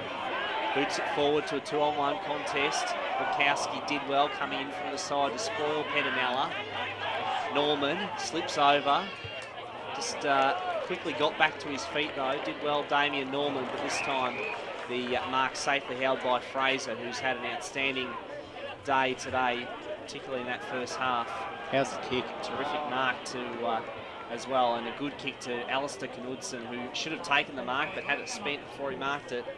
And we've seen that a couple of times today from quite a few players where they dropped the mark seemingly just for no other reason than the fact that they wanted to run off before the ball got to them. Yep. And well and truly, Alistair Knudsen had it spent that time. This is Cousins, takes possession, does well, feeds it off, gets it back now. Knudsen this time clears for Heathmont out towards Horden on the wing, who just keeps on running. Horden's kick measures the pass to Odomat. That's great footy from Heathmont. Great field kicking from the Jets as Odomat boots it to the hot spot. Baker's back there, so is Verns and Malcolm. Plenty of big, tall targets for the Jets. And McNeil was all wrapped up there, but he did get his handball away just in time. Johnny Knudsen's third quarter so far has been terrific. He's been outstanding. Out of the ruck, Villani gets the handball away. Malcolm, can he get boot to ball? Plenty of Chirnside Park defenders back there, and they managed to force the ball up. Some anxious moments really for the Panthers defence. just get a feeling here that Heathmont will kick a goal out of this 4A forward. Free kick, surely. Yep, taken out of the ruck contest, can't do that. So it Oh, goes you can, as long as you get rid of it. went to Odomat. Hamill takes the free kick. Gives it to Murphy. Not his best effort. Poor kick. Intercepted by Alistair Knudsen. His kick was off to the left and a minor score, but certainly Heathmont look very dangerous at the moment. Chirnside Park defence just hanging in there at the moment, and looks like the dam walls are about to burst at any moment. I think you could be right, Brad Henderson, but as we saw in the second quarter, don't write Chirnside Park off. All they need is about 10 good minutes of footy, and they've come back from this position before against Heathmont this season. Having said that, that kick wasn't fantastic. Matthew Baker kicks back into the centre of the ground. Horton now picks up on the half volley, does well to evade the tackler. Sverns and Villani can raffle it. Villani wins the raffle, runs inside forward 50, has a shot, but it's off to the left. Jamie Villani, the goal that he should have kicked. 9-8-62 Heathmont, 5-8-38 Chirnside Park. It's a 24-point lead to the Jets. Again, though, as we said in the first quarter, John Brown, it could be a lot more. Yeah, that's a really wasted opportunity there, but we may have a goal here. We do indeed. Alistair Knudsen. How did they stuff that up, Chirnside Park? And Knudsen just slides in and kicks his first for the day, Brad Henderson. That's 3 this quarter to Heathmont. They move to 10-8-68. Chirnside Park are 5-8-38. What an error, John Brown, by Chirnside Park to commit at such a crucial juncture in the game. Yeah, look, this third quarter, they've had a few kick-ins from defence, and I don't think one of them's hit a target. I think Brad Henderson's call was right. Get Gower away from the kick-in duties. And I think very quickly. Yes. It's 11 of the 15 goals in this game have come to that scoreboard end of the ground. And 3 goals in this term for Heathmont. Umpire calls for a ball up. And just as I said before, you just got the feeling that the Heathmont side was ready to kick into overdrive. And the Chirnside Park really have to stem the tide now, stop the hemorrhaging. Free kick goes to the Red Jets. hot, Benny Lingo. Horton's really come into his own again this quarter. Yeah. He's had a great start to the term. Horton's kick into open space, looking for Baker. Could have been a free to Odomat. Umpire ignored that. Clark fires at the goals, but he's off target this time. Minor score for Kevin Clark. Heathmont 10 goals, 9-69, leading Chirnside Park 5 goals, 8-38. Heathmont just absolutely peppering the goals at the moment. This quarter they have kicked now 3 goals, 3. Chirnside Park not only haven't scored, I don't think they've had it inside their forward 50. Chirnside Park bring the ball back in. Again, the kick in goes to a 50-50. Iacono works hard on hands and knees. Tried to get the handball out. Heathmont shark it. Now they can square up. They do so. Alistair Knudsen's all on his own. Look at this. Got claimed high in the tackle. Farms the handball out. Chance if they can get it. Brother Jonathan can pick up. No, he can't. Runs into a wall of players. Chirnside Park get the clearing kick, but it could come straight back in. Good work, London versus Paul one-on-one. Paul's got the support. Well done, Alistair Wachowski. Anthony Wachowski, sorry, got claimed in the tackle. Had it held to him. Chirnside Park supporters do not like that one. That's actually a good result for Heathmont. They didn't have anyone too defensive there. That's exactly right. If Chirnside Park had got that, they were away. Biley gets the tap down. Paul gathers. Now Chirnside Park go. Pepping got taken high. Umpire said no. Doesn't matter because here's Murphy. He bursts. Has a bounce. Has 2 bounces. Runs inside forward 50. Unselfishly kicks to the square. Cousins is home against 2. Now he's got to fight it out at ground level. The 2 are Forsyth, who just almost tries for a try across the boundary line there. And the umpire's called it deliberate. Fair enough. He certainly was Fair looking enough. for the boundary line. You could tell that's the only spot that he was going, but you don't have to be dead to be stiff sometimes. So it will be Matthew Cousins that'll take the free kick for Chirnside Park. To say they need a spark would be as plain as the nose on my face. They are 22 points, they are now 31 points in arrears, and they really, really need a goal here. Cousins has passed off. He's found a teammate in Ricky Young. So Ricky Young, the big man. Pretty quiet so far. Yeah, been on and off the ground. Had a little stint in the ruck as well, as Petnella comes off the ground for a rest. needs to kick this goal. Comes in now. Very measured approach. Left foot kicks on its way. I think he likes it. Yeah, he shouldn't, because it's gone off to the right and through 4-1 behind. It is Chirnside Park 5-9-39. It is Heathmont 10-9-69. 14 and a half minutes gone in this third quarter. You've got to think that the Panthers, Brad Henderson, need to do something and do it quickly. Oh, absolutely. It's worrying times for them as Horden brings the ball back in. Measures the kick. Beautiful 55-metre bullet pass to Forsyth. Forsyth from the true centre-half back position.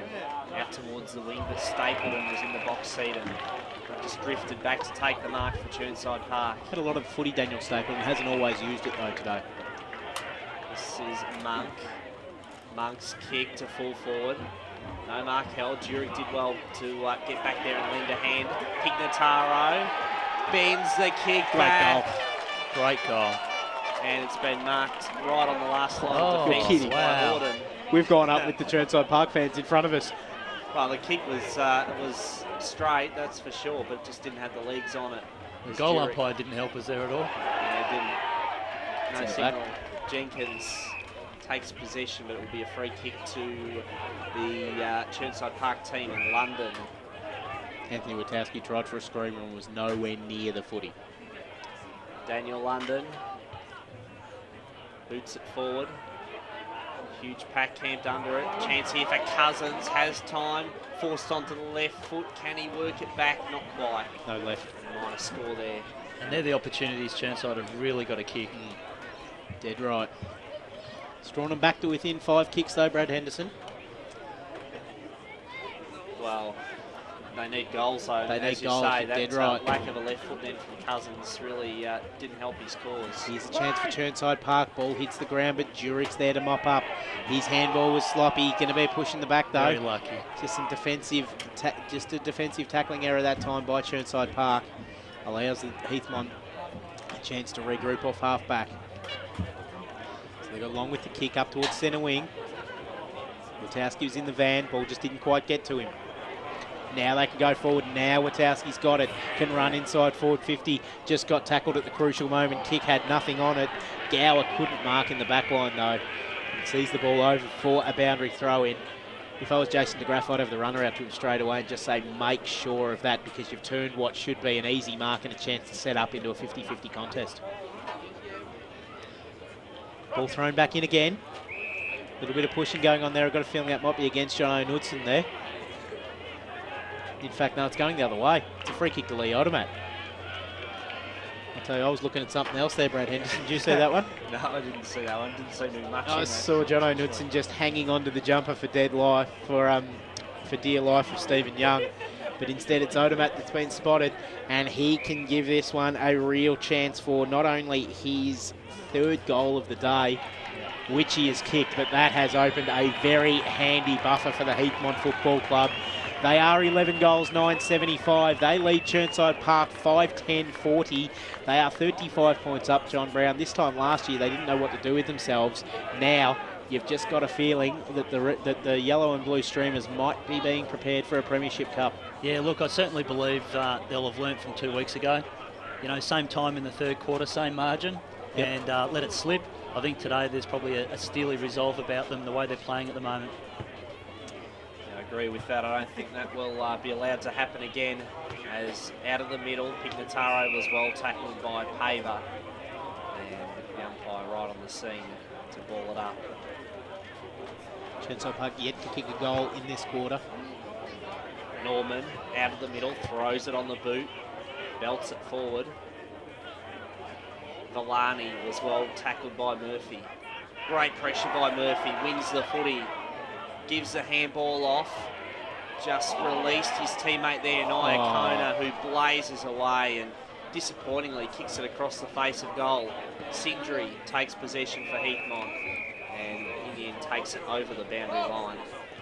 It's a very poor effort from That's their quarter so far, Chirnside Park. They do all the hard work and then their finish lets them down.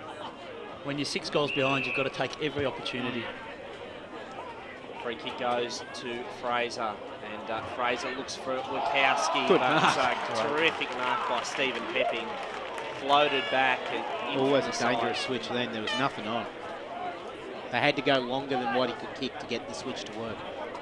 They do like kicking to each other, those two, Fraser and Wachowski, but it was a bad idea on that occasion, as you said, Sean, and not the right option by Michael Fraser, who otherwise has been peerless today. There's the kick by Pepping. Looks good off the boot, and that was a much-needed goal for Chirnside Park. Stephen Pepping gets his first, and the captain of Chirnside Park setting the Here we go. We've got something on at half forward here, and another free kick to Chirnside Park as well. Interesting. Just a little bit of a stink going on there, and Stephen Pepping is going to get another shot at goal. Brad Henderson, talk us through it. Against Wachowski, and Peter Forsyth there just raced in and told Wachowski just to keep a cool head, not get too carried away, and John just O'Nilson's settle coming down. from the ground as well. So Pepping, can he kick 2 goals in under a minute?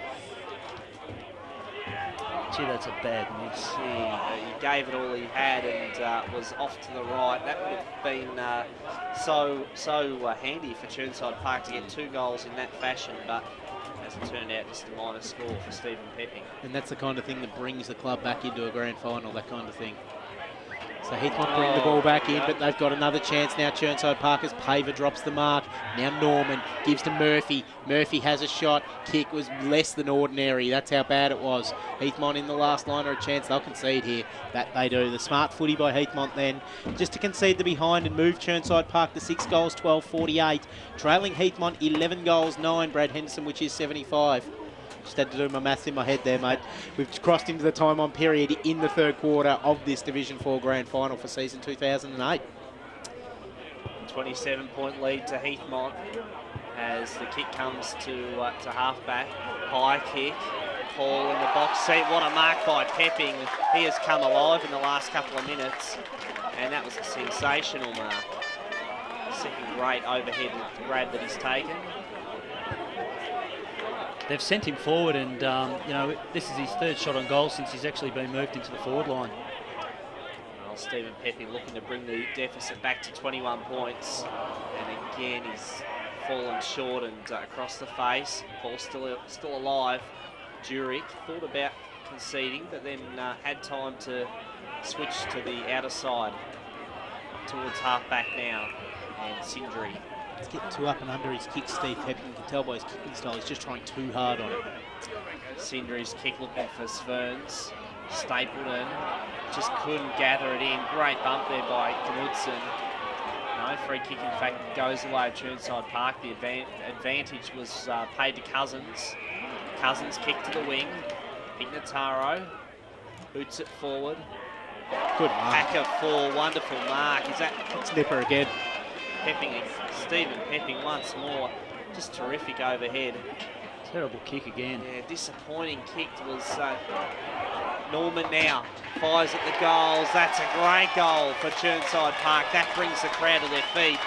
And Damien Norman kicks his 2nd of the day. We're not done with yet.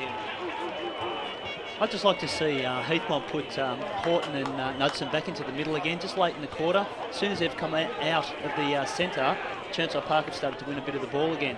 I actually think Jonathan Knudsen's having a rest at the moment. He was replaced by his brother not too long ago. And Chirnside Park, the last 2 goals of the quarter, they've dragged it back into with 21 points. As I tell you, Brownie, you mentioned it 5 minutes ago. You said the same margin, same time. Could we get the same result as the second semi-final? Well, it's looking like that at the moment. Heathmont really need a steadier now. That they do. Ball thrown up once again. Chirnside Park get it out of the middle through Waters. Goes up towards half forward at the back of the pack. Pepping's there, so is Murphy. Just needs someone to pick it up. Pepping, he's harassed beautifully there. Just gets taken in the tackle. There'll be a bounce. About 30 metres around from the from the Chirnside Park, goal. I'll tell you what, if Chirnside Park can get one here, game back on, gentlemen. Ball thrown up. Good tap over the back to Monk. Heathmont doing well though. Alistair Knudsen feeds the handball out. Finds Horton, goes further upfield and finds Darren Paul, who's had a pretty good game. He's been very good this quarter. So Darren Paul, straight up the line towards centre wing, finds his intended target in Odermatt. Odermatt wastes no time. Left foot inside forward 50. Severns is there. Baker picks up on the half volley. Gives to Malcolm. Does a bit of hot potatoing. Got taken high. Umpire says no. Chirnside Park fans wanted holding the ball as well. Now they get to clear through Stapleton. Stapleton's kick wasn't flash. Had a man all on his own on centre wing. Could have been a bit of holding against it. No. Great work by Kevy Clark. Just to squirt the ball out to a teammate. Now the high up and under inside forward 50. Steve... Yeah, that was Scott Hamill, sorry, taking that mark. I thought it was Steve Pepping at both ends of the ground there for a minute. But it was Scott Hamill, Skywalker.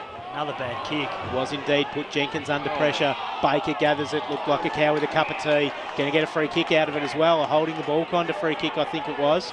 So it will be Lenny Jenkins to take the free kick. So Jenkins kicks up the line. Petinella's his target. Had to come from behind. Couldn't take the mark.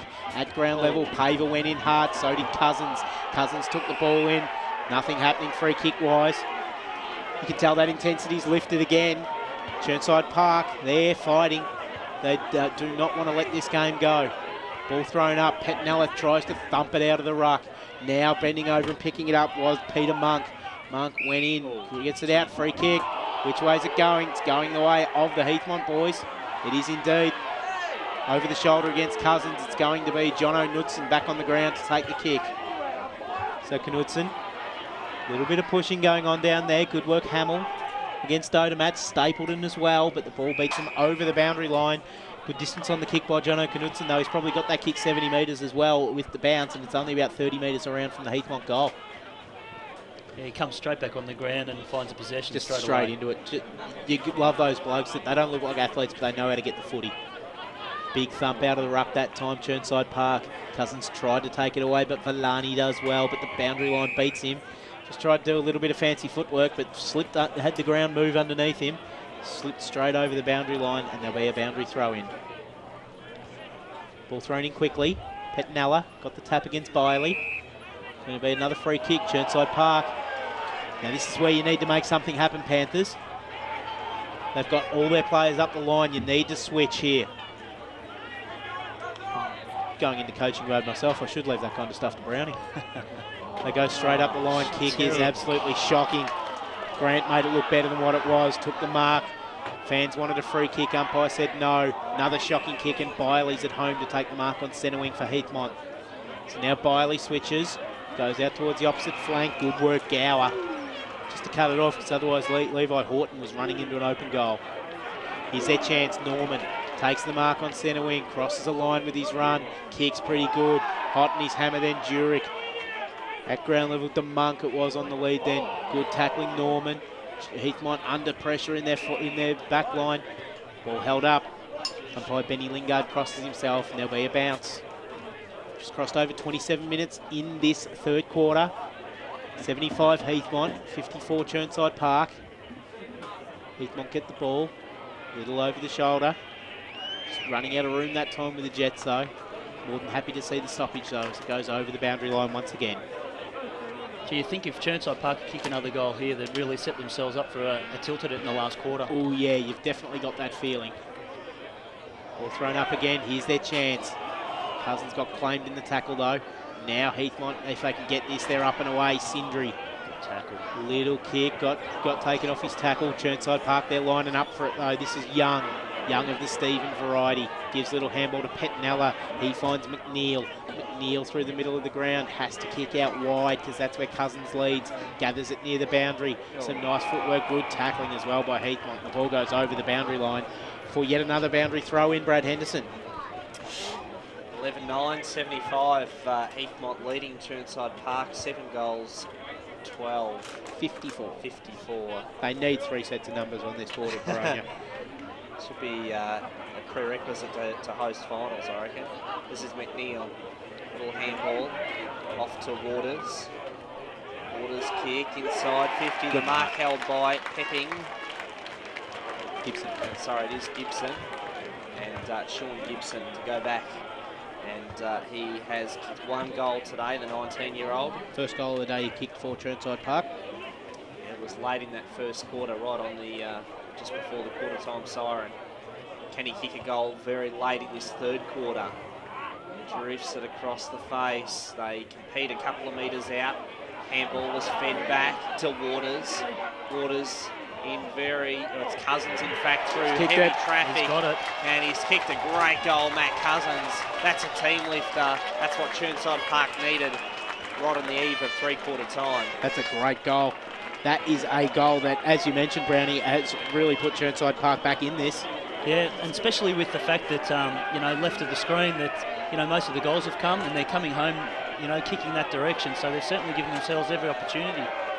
The thing with Chirnside Park, when they get a run on scoring, they keep Heathmont scoreless as well. Not just no goals, they keep them scoreless. Chirnside Park had kicked the last three, much like they did in the second quarter, and they've kept Heathmont to not a cracker in that time as well. And they've dragged it back to a 15-point margin. 11-9-75 Heathmont, 8-12-60 Chirnside Park. Ball thrown up again. Pettinella got the tap now. Cousins takes it out. Gives back to Pepping. Pepping gives a little handball. London now in the middle of the ground. Goes to centre half forward. They line up. Watch Gibson here. Almost came down with the mark. You could see him for that one a mile away. Heathmont, though, do well to repel. Find the man in the middle of the ground in John O'Knudsen. Knudsen switches into the middle of the ground. Will Villani. They've got another switch if they want it through Darren Paul. Villani, though, he's got tunnel vision. Doesn't look through his peripherals, instead goes straight up the line where there's about 4 Chirnside Park players camped out. Ball comes off hands, good work, and there is the three-quarter time siren. What a game we have in store, what a final quarter coming up. Last quarter of the Division 4 season for season 2008 coming up, and at three-quarter time it is Heathmont 11-9-75, leading Chirnside Park 8 goals, 12-60, 15 points Heathmont. Can it be enough? About set for a start here in the last quarter with Heathmont 11-9-75 leading Chirnside Park 8 goals, 12-60, 15-point lead to Heathmont, and the opinion is divided in the commentary box here. I'm backing Heathmont in to hold on. Sean, you said, wait 5 minutes. Ask me in 5 minutes. I don't know at this stage. If Chirnside Park come out, they've left their run until late in the quarters recently, but if they come out and they get the first couple, they're right back in this. I tell you, first goal is crucial. Byerly went up in the ruck against Pettinella, and the tap wasn't really won decisively by either ruckman. Cousins, who kicked that great goal late in the third term, really put Chirnside Park back in with a big chance. This is McNeil. Clever handball, released his teammate there in Norman. Norman bounces the kick, but in the end taken over the line. And Damien Norman, another player, Sean, who doesn't appear to have a strong left side of his body. No, but I tell you what, he's very nearly pulled out the goal of the day with that left foot, but instead, Heathmont get a chance to set up again, and they find their man in Wachowski deep in the back pocket. This kick's the crucial one for Wachowski. But Will Villani calling for it all on his own, but Chirnside, there's no movement at all for Heathmont, so they have to go to stationary contests. And it's all Chirnside Park down there at the fall. London does well, just got taken off the footy a little bit. Now the kick comes out the back. Jonathan Knudsen's waiting out there. Well, Steve Pepping's gone down hurt in that contest too. That could be crucial. Now it's Alistair Knudsen. Does well, just couldn't quite keep the ball in front of him. Cousins goes into trouble as well, backs into a pack. Knudsen claims him, so does Sindri. Umpire says there'll be a bounce. Just keep an eye on Stephen Pepping, fellas. He's in the hands of 2 trainers at the moment. Looks like a lower leg injury. And he doesn't look good at the moment. Tap out that time, Byerly. Horton can run onto it, does well. Kicks around his body into the forward 50. Good defensive play by Chirnside Park. Hamill could have got a push in the back there. Umpire says no. Just needs to come out now. Yes. Cut off by Odermatt. Left foot's on its way. There's the first one for the quarter. Lee Odermatt's 4th goal for the day. He's kicked 1 in each quarter. That's going to make it hard for Chirnside Park from here. Heathmont's draw first blood. They are 12-9, which is 81. Chirnside Park are 8 goals, 13, 61. Crucial goal. Good work by Heathmont. Yeah, they've come out and started the quarter really well. Their intensity, their pressure, just to make a contest even on the wing there to set the play up. Fantastic start. And as we start thinking about the best on ground medal, Lee Odermatt, he hasn't had one of his great games, but he's kicked 4 goals, a goal in each quarter, as you said, Sean. And if he's able to kick 2 or 3 in this final term and finish the day with 6 or 7 and Heathmont win, then he'd have to be in there with some sort of rough chance. You can throw a blanket over 5 or 6 for the medal at the moment. It's going to come from this quarter. Short pass was on by Monk, got it to Norman. Now Pepping, who's had a great second half. Looks all right now. His kicking has left a lot to be desired. Let's hope this time he can go back and steady the ship. Dare I say it, captain's goal coming up. He's tended to get very much underneath the ball and real up and under kicks so far. See what he can conjure up this time. High kick again, but looks much better off the boot. And that is a captain's goal for Stephen Pepping. He's kicked his second. And Chirnside Park keep their hopes alive. 1 goal apiece early in this last quarter. And Heathmont 12-9-81 lead Chirnside Park. 9 goals, 13-67. Back to 14 points in margin. Good thing for Chirnside Park there after Heathmont kicking the first goal. Yeah, the big thing there was that Chirnside Park had a quick reply, and they really needed that in the last quarter. That they did. Ball back in the middle of the ground. Petnella and Biley smother each other. Jono Knudsen, he's been fantastic today. Gets it out of the middle again. Here's Odomat at ground level. Snap around the corner. Into goals and goals. Touched on the line. Oh, the goal umpire's got the sense of the theatrics about him there. Touched on the line. Heathmont at 12-10-82. Chirnside at 9-13-61. It's 21 points the difference. 4 minutes, final quarter. This one's going to go down to the wire. Gower brings the ball back in. Pettinella, the big target. Got hands to it. Needs to hold those marks. And a free kick will go to the Panthers for a high tackle. And that's a lux of fortune. Jono Knudsen's been good today, but he gives away too many free kicks. Short pass to McNeil. Shares it with Cousins. Cousins has a second bounce, wants to take Biley on. That was dangerous. Ping. And he was gone. Did too much there, way too much. Good tackle by the big fella, Josh Biley, the big ruckman. He corralled. Just quietly, Cousins he's been pretty damn good today too, Josh Biley. Short pass by Will Villani to Horden. Horden measures the kick. Odomat on a long lead. This guy's standing up in the last quarter. Yeah. Is he what? Goes back now, floats it forward. Baker the target, got hands to it. Clark is there as well, off the ground. And through for a minor score, but that was, again, very dangerous for Heathmont going forward as a real lull just settles over the crowd all of a sudden. Heathmont 12 goals, 11-83, leading Chirnside Park 9 goals, 13-67.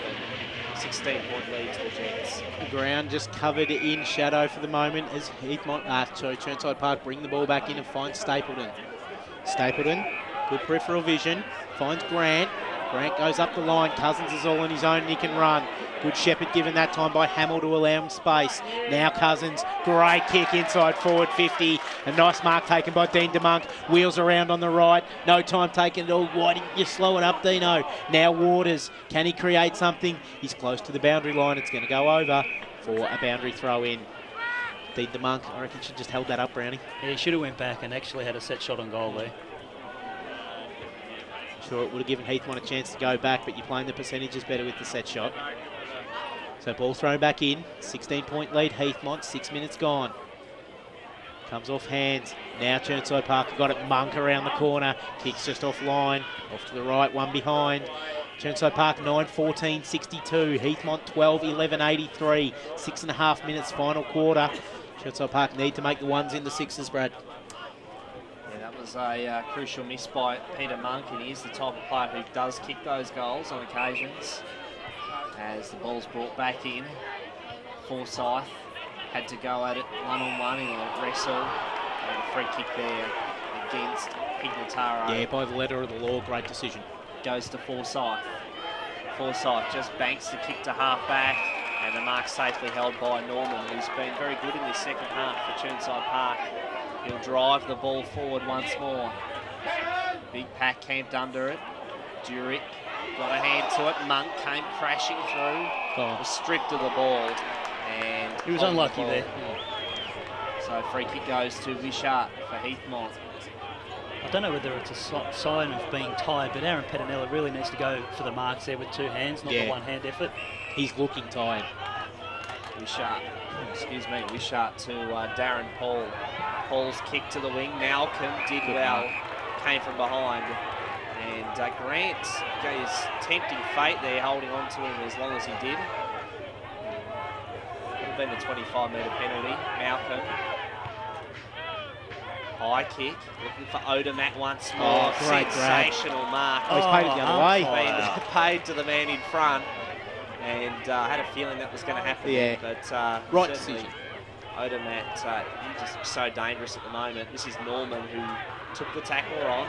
Norman has a bounce, now boots it forward again. Penanella goes back, a bit more committed to the contest that time. Paid it. Oh. I don't know about that one, Brad Henderson. No. I don't know if he had purchase of it long enough or had prior opportunity. I don't think he did.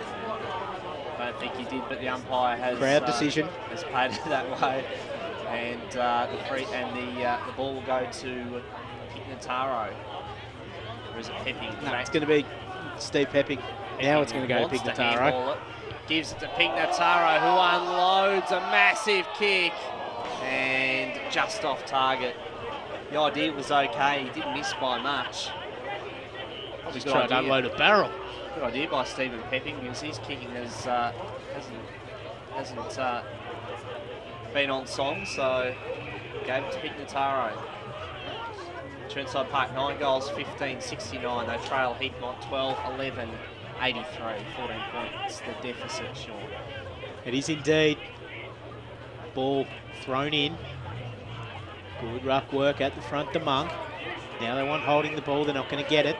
Umpire Brad Buick just crosses himself. We're going to have a bounce. 35 around, maybe 40 from the Chirnside Park goal. Kicking to the left of the screen. Tap down. Good work, Monk. Just runs out of room. The ball goes over the boundary line. Just got a feeling, John Brown, that someone is going to put their stamp their imprimatur on this final quarter. Lee Odermatt's trying his darndest to do it. Just got a feeling that there's an individual act that's going to win this game. Yeah, 10 minutes into this last quarter, someone's going to have to step up here from either side and actually win this game. You're dead right. Iacono and Villani wrestle for it on the boundary line. Boundary line ends up winning the contest. There'll be a throw in. Fantastic day for football today. Bit of the chill just starting to come into the air in the last quarter as the sun hides behind the mountains. Tap down Penanella. Around the corner kick for Chirnside Park, inside forward 50. Look at the bounce of the footy. DeMonk gathers, gives a little handball. Cousins, now they can run in. Kicks on its way, dribbling, bouncing, scoring. Great goal, Chirnside Park. The Nippers done it again. Steve Pepping's third goal for the game. This is far from over, ladies and gentlemen. Chirnside Park well and truly in this one. They are 10 goals, 15-75. They lead Heathmont, who are 12 goals, 11, 83. That gentleman is but an 8-point ball game. John Brown is the nipper, the captain, going to be the one to do it for him. This second half, he's actually stood up. He's taken some great marks, and just in that instance, actually picking up the crumbs and snapping a really good goal. And 8 points. Chirnside Park are right in this game. Monk out of the middle, Fraser in opposition, and they managed to force the ball up. And as you said, just 8 points to the deficit, 12-11 to 10 goals, 15. How much would that second semi-final be weighing on the minds of the Heathmont boys at the moment, Brad Henderson, do you reckon? Well, it's a similar scenario, isn't it? A 5-goal lead, and it's almost completely evaporated now. So this is Wishart surging forward. Heathmont need to steady here. There's a free kick. It will go to the Jets. No, it will go to Chirnside Park, so holding on. And the free kick goes to Grant. Out of defence. Towards the wing. Came off hands, McNeil. Did well. Gave the handball on. McNeil gets it back. Wants to dish it off once more. Does so.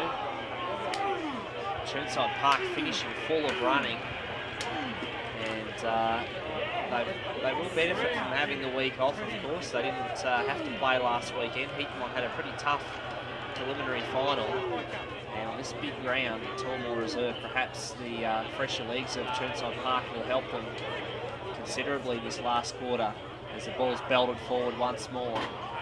Jurek fisted it down into the path of Villani. It was Will Villani. Got it to Paver. High kick by Paver. That's a kick in hope.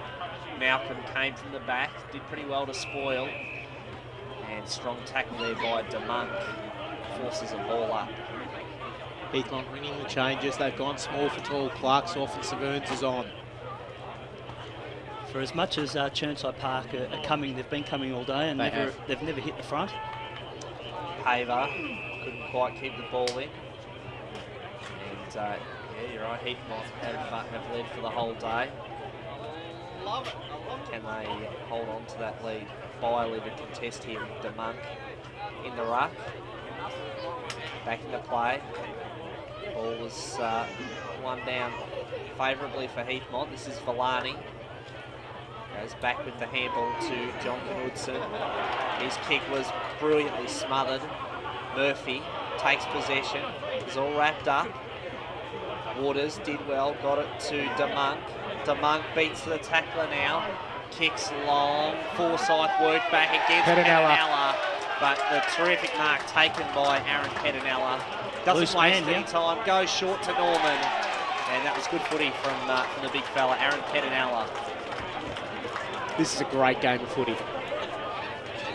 That was a great strong mark then by Petinella. We've said that he hasn't gone at some of the contests as hard as he could have, but that time, terrific mark. And then had the presence of mind to see the loose man, Damien Norman, on his own. And Norman has kicked his third goal, and now the deficit is back to just 2 points. And Chirnside Park are finishing full of running.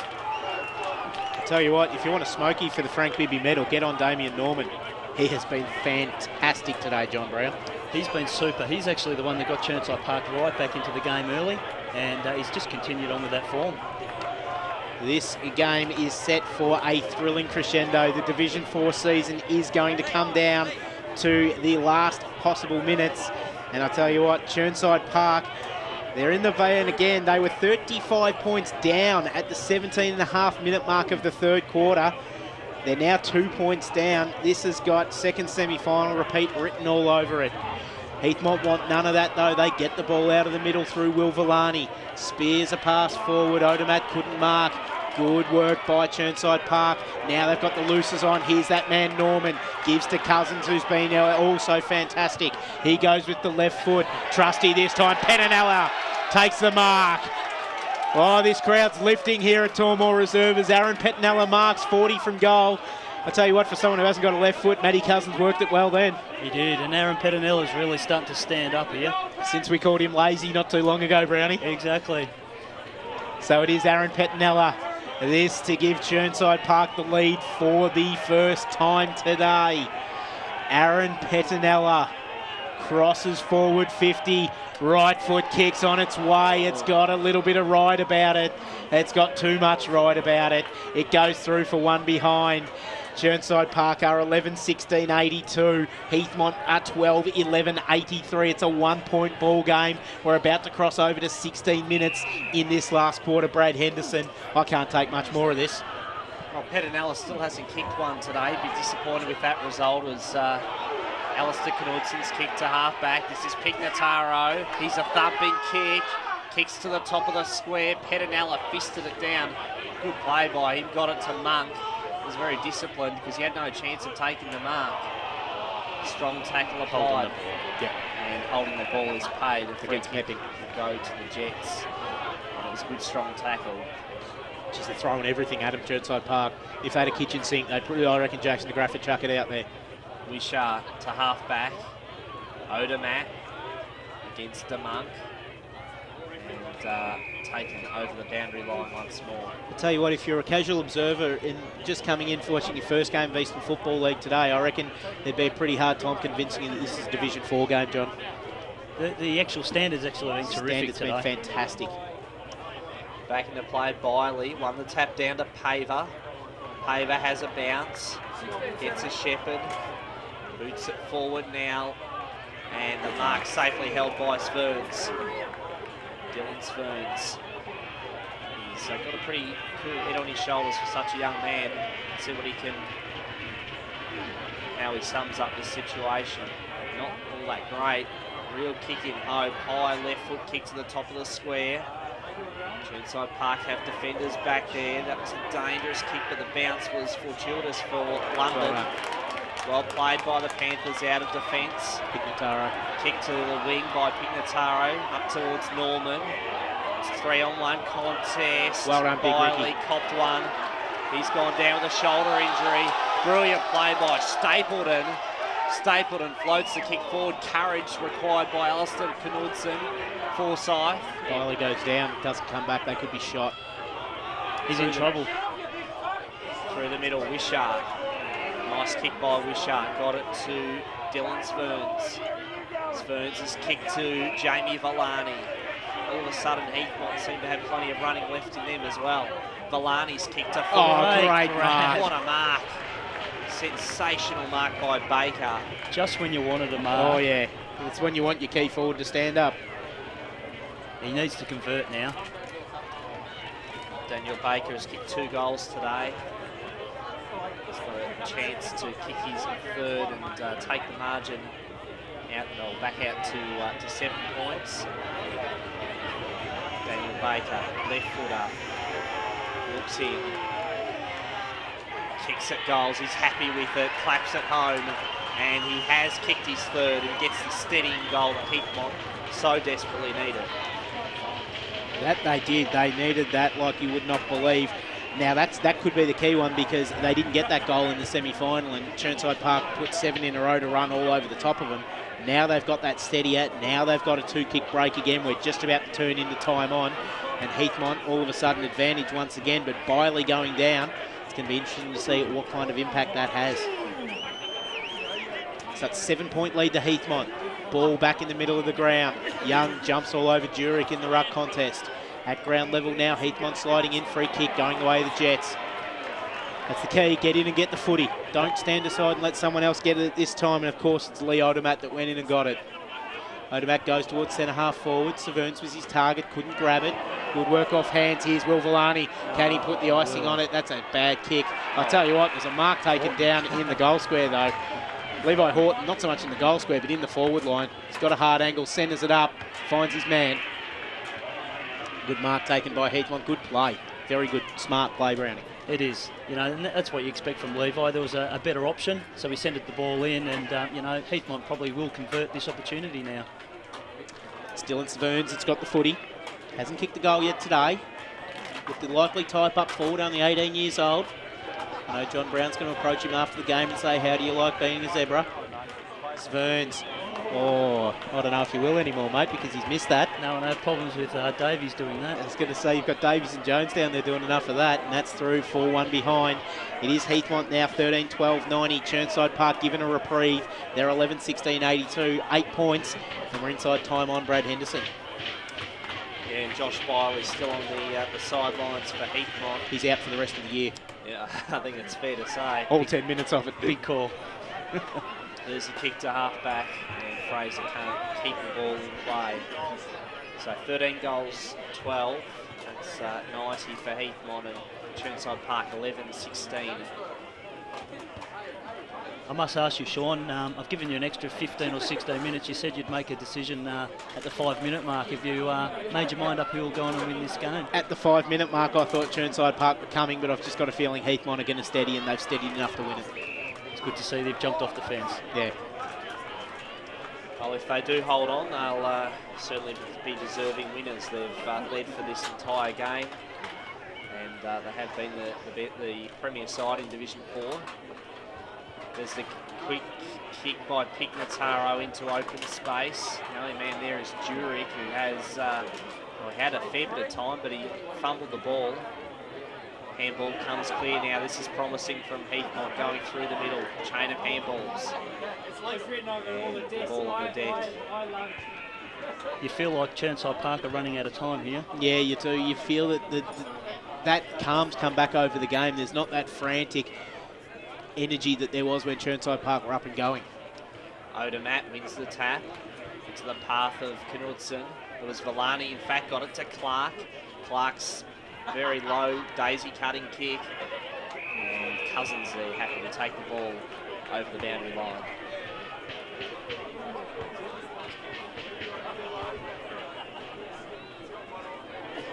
So boundary throw in 13 goals, 12 for Heathmont. 13-12-90, leading Chirnside Park 11-16-82. So 8 points the margin. Still 2 goals needed for the Panthers as Hamill receives the free kick. Scott Hamill has had his hands full today with Lee Odermatt. Odermatt's kicked 4 goals. And almost claim that as drawing even, I suppose. Pretty even contest. On the wing position, Wishart under pressure, got his handball away. Did really well there. He did do well. He's had a good day, Wishart. Long kick forward. Baker charged at it once more. Stapleton was all wrapped up. That was a strong tackle. And the Jets just seem to have got a bit of a fire lit under them in the last couple of minutes. And all of a sudden they can sniff a premiership. Only 5 goals kicked in the quarter. We've crossed over 23 minutes. The other quarters have all gone 30. I don't know if this one will have the legs. So, Pignataro, he's had a pretty good second half. Very high kick to the wing. Well done, Nip. Great mark by Pepping. They need something here. Monk soccers it out in front of himself. He's usually pretty good in this situation, but that was good pressure by Alistair Knudsen. And the boundary line. That's a win for Chirnside Park in that situation. A good result there for... I thought it was a good result for Heathmont, actually. I thought Heathmont were away if the ball hadn't gone out. Okay, well, Jurek wins the tap down. McNeil, it was Iacona who missed it. Baker. Yeah, I thought initially, though, Monk, he was running onto it and looked as if he was going to do a lot of damage. And Alistair Knudsen just showed great closing speed to be right on his hammer. Definitely a star of the future. Jurek contesting with Murphy. Bit of a height disparity there. There's the high left foot kick for Chirnside Park. Horton flew high. London kept his feet well, was confronted by Forsyth, and a good strong tackle. No prior opportunity. Heathmont have actually had a couple of players from their forward line drop back into defence here. Odermatt's actually running around in the defensive 50, and so is Levi Horton. Have to. Yeah, they need something. They need not a miracle, but they certainly need something to happen very, very shortly. Such as? Park. Here we go, free kick to Pepping, who's provided plenty of highlights in the second half. No, in fact, it will go to Pignataro.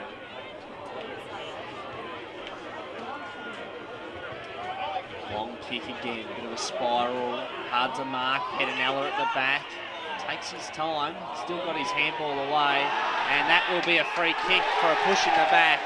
And DeMunk races in, the advantage is paid, and DeMunk kicks the goal. Would have been a free kick in the goal square in any event, but third goal for Dean DeMunk. And all of a sudden now the deficit back to just 2 points. Chirnside Park, they just keep coming. And Jurek is coming off the ground. Biley back on. I tell you what, 2 points left in this game. This is the most exciting Division 4 Grand Final we have seen in a long, long time. John Brown, what would you do if you were Peter Forsyth in this situation? I'd certainly be swinging a couple of players back across the half-back line here and holding on to what I can. You would indeed. The ball's bounced in Chirnside Park. Get the first kick. It's out towards centre wing. They need someone to run onto it. They get it. Now a little handball back into the middle of the ground. Need to slip the tackle. Good work, Heathmont. Cousins now feeds back. They've got to give ground to gain ground. McNeil. Will the siren beat him? They're stuffing around with it. Now McNeil, that's what you got to do, just pump it forward. Murphy gets up there, good work. Josh Biley, straight on the ground, makes the impact. I tell you what, when you're thinking 3-2-1, I reckon he's in there somewhere. Definitely, he's had a terrific game today. So Biley with the right foot, kick up to a one-on-one. Oh, great mark again, Heathmont. 26.5 minutes gone. Heathmont 2-point leaders. Kick in towards the forward line. Baker had 2 to beat, couldn't do so at ground level. The Jets claim it. Now they go inside forward 50. Stapleton does well for Chirnside Park. Couldn't quite hold his ground. Now they get it close to ground line. That's deliberately over the line. He's in trouble there. You are in trouble. Can see the thought process, but you've got to disguise it better than that. That was very, very obvious. And it could be the straw that breaks the camel's back for Chirnside Parkers. Heathmont are going to have a shot. I think they're no more than about 30 out. Is that little Kevy Clark that's got the ball in his hands, Brad Henderson? Sorry, Sean. No worries, mate. Sorry, mate. I thought you had the glasses on it. Yeah, it sure is. It is indeed. Kevin Clark can cover himself in glory with this kick. Puts it high, puts it across the face. Mark in the goal, mark in the forward line. Yes. Good work by Heathmont. That's a big mark. That is a huge grab. I think that is Lee Odermatt. No surprise, really. No, not at all. Clock about to tick over to 28 minutes. If Lee Odermatt kicks this, you can pretty well safely say that the cup is heading to H.E. Parker Reserve this season. However, if he misses, it gives Chirnside Park a chance to set up. Odermatt runs around, kicks a goal, sprays everything across the face, out of bounds on the full. Oh, Lee Odermatt, you had your chance. It's going to be interesting to see whether Heathmont can hang on now. Chirnside Park get a chance to set up once again. Ball thrown in. At the back, Fraser got the tap, been quiet in the second half. Free kick going away of Chirnside Park. They've just got to run here. 28 minutes and that 30 seconds gone. Get it going and get it going forward if you're going to do it, Chirnside Park. Cousins goes across the face of goal. Dangerous, but Pignataro's there. He wastes no time. Into the centre of the ground. Stephen Young takes the mark. Just got to keep going. Gives a little handball. Here's a chance. Gower across half-back. Just wondering what he's kicking to. Doesn't know. Has to kick to a contest. Pepping couldn't mark. Villani at ground level does well. Forsyth just a hit and hope. There's a lot of hope there too. Mark's taken. Just slowing it down, Lee Odermatt. Now spots someone. Gets it moving quickly, needs to be good. There's 3 Chirnside Park in the area. Ball at ground level. Iakono Horton does fantastically well. Feeds back to Wishart. Wishart now kicks to centre half forward. There's Darren Paul. He'll take the mark. He'll hold it up. John Brown just calls slow it down, slow it down, slow it down. Yeah, I don't understand why Heathmont are still going hell for leather. I think they need to run the clock slightly here. 29 and a half minutes. They bomb into the forward line. Off hands, back of the pack. Baker kicks a goal. Misses. Oh, 13-13, 91 Heathmont, 12-16, 88 Chirnside Park. 29 minutes, 40 seconds gone. Cannot be long. Do Heathmont have time, Chirnside Park have time to get up the other end of the ground, Brad? I think there's time, but I don't think they'll be able to. I think there's still enough time though, as the ball at half-back for Chirnside Here they Park. go. This is promising. There's the kick from Waters, who pulls up lame after the kick. Norman, who's had an outstanding second half. Still involved. This is DeMonk to Young. High handball. Looking for Monk now. Last throw of the dice, you'd think, for Chirnside Park. Monk just couldn't quite trap it and keep it in play. Whoever gets this stoppage wins the premiership, boys. Yeah, absolutely. That was a massive piece of play there for Heathmont. It was. Back into play. Biley. There was DeMonk. Had front position. Knocked it down. And Monk escorts the ball over the boundary line. 30 and a half minutes gone in the last quarter. 13 goals. Timekeeper's got a sense of theatre about him. Got the Mooralbark boys looking on, hoping the same thing doesn't happen to them tomorrow, and there it is. There it is. Siren has sounded. Heathmont have won, and they've just got home, and they've won 13 goals, 13. 91 to Chirnside Park, 12 goals, 16, 78. A 3-point win to the Jets.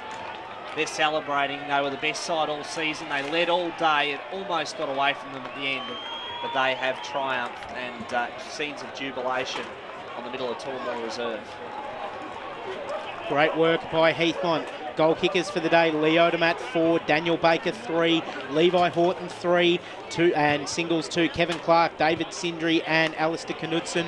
For Chirnside Park, 3 each to Pepping, DeMonk and Norman. Single to Matthew Cousins, James Iakono and Sean Gibson.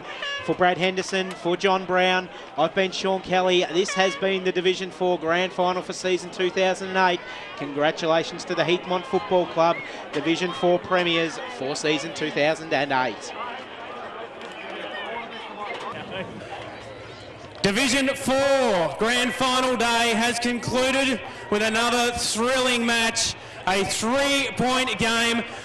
Ladies and gentlemen, please put your hands together for Heathmont and Chirnside Park. A fantastic performance today by both teams. In the end, it was the team that dominated the home and away season with 16 wins. Heathmont getting over the line by 3 points in this year's Division 4 Premiers. In 2008, we celebrated 150 years of football, and we have recognised volunteers in local EFL clubs. Today, we recognise the work of women in the Eastern Football League, and we welcome to make the presentation of the medallions former Basin President Vivian Laredo. We start off today's presentation with the Frank Bibby Medal for the best on ground in the Division 4 Senior Grand Final.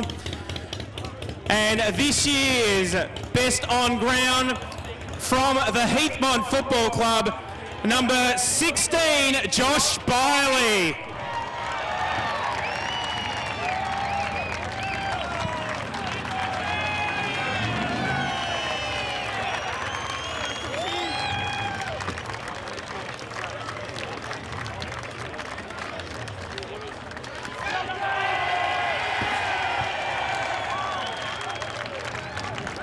Let's start off now with the medal presentations for the Premiers. Number 4, Jono Knudsen.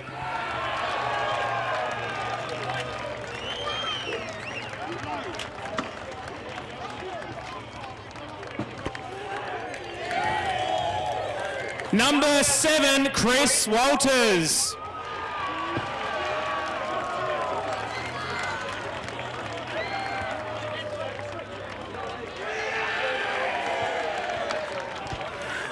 Number 8, Jamie Villani.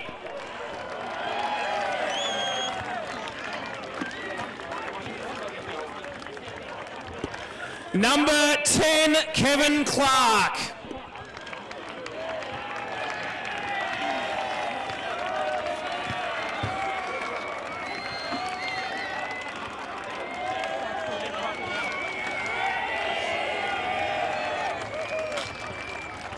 Number 11, Will Villani.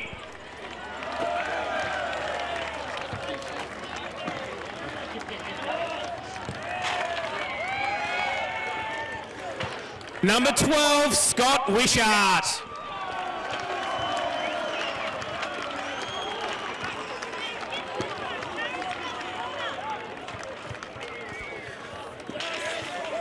Number 14, Chris Paver.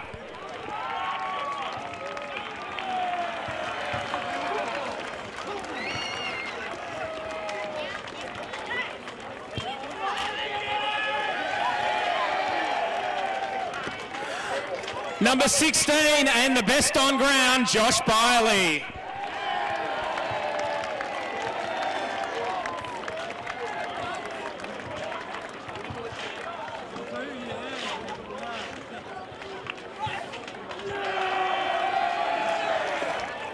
Number 20, Darren Paul.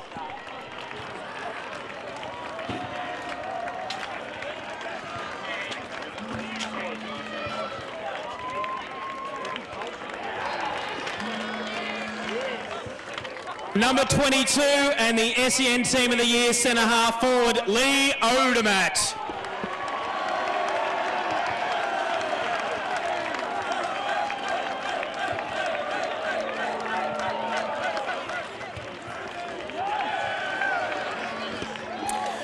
Number 25, David Sindri.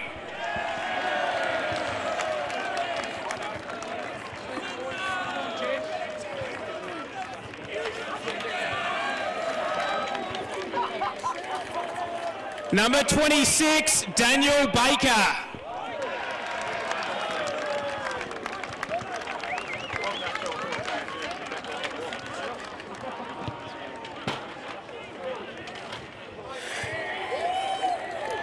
Number 28, Dylan Sverns.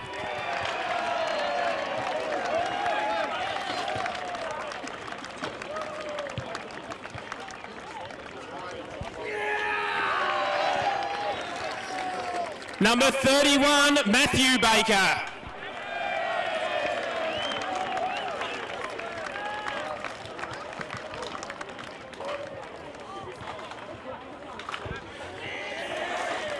Number 38, Anthony Wachowski.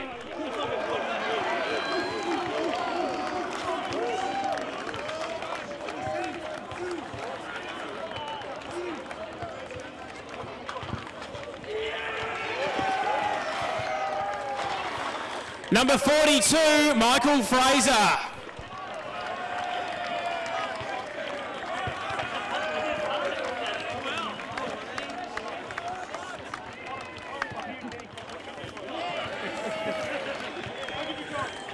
Number 54, Andrew Malcolm.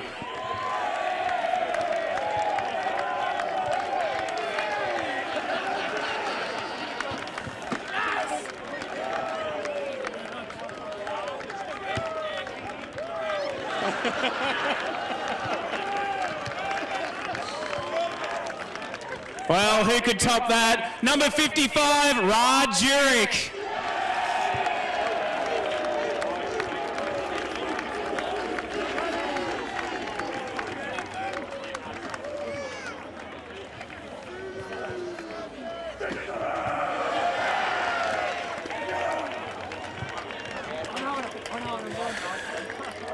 Number 71, Alistair Knudsen.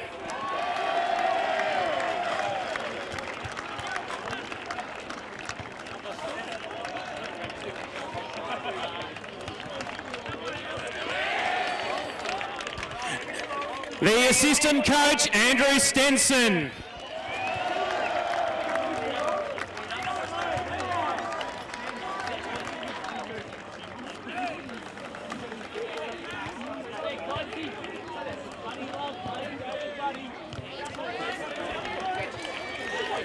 Chairman of Selectors, Darren Searle.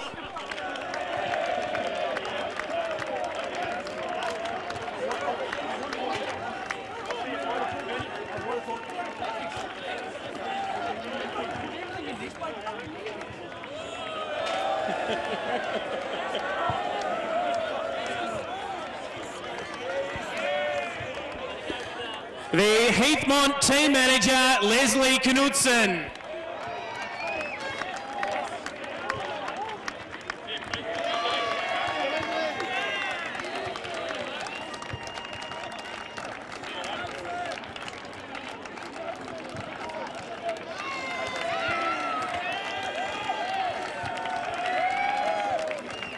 The trainer, Kelly Sverns.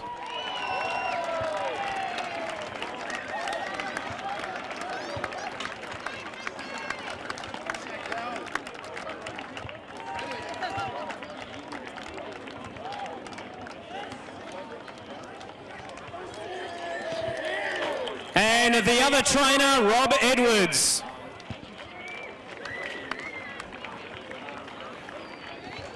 Rob Edwards.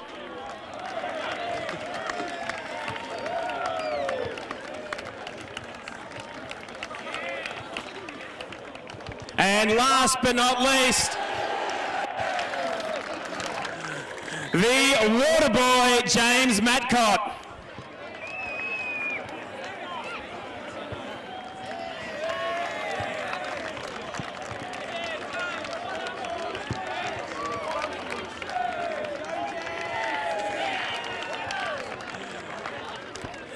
Ladies and gentlemen, would you please welcome to the dais the Premiership captain, number 3, Levi Horton.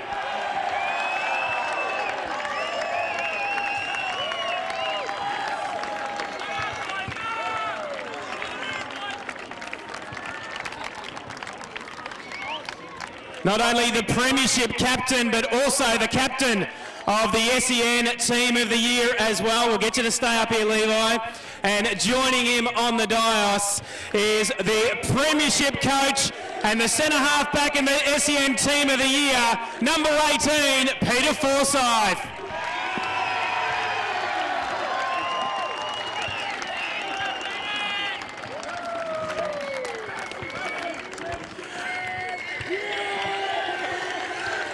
We'll ask Peter for a few words. Okay, I'll tell you, this is, they talk about the highs of winning a premiership, and unless you've done it before, there's no words that can explain it all. And I'm sorry once again to all our supporters for giving a heart attack with the scoreboard with that last week. But firstly, I want to congratulate the Chirnside Park team. Fantastic effort, awesome year, really worked hard, and De Graaf, you've done a great job, and Murph and Pepping, you nearly single-handedly destroyed us, so don't do that again. But for our boys and our club, there's been so much work that's gone into this. 2 years ago, the club went through a massive change. They took a big gamble on me, and I said I'd only do this if the boys would support me through it. And I had an amazing group of players to work with me. I had an amazing group off the field to work with us, through the president, right through to the people that sweep out the rooms. And I won't go through and mention everyone, but I can just thank you so much, because this is the most amazing feeling we've ever had. And to my group of boys, you guys are unbelievable. You guys are unbelievable.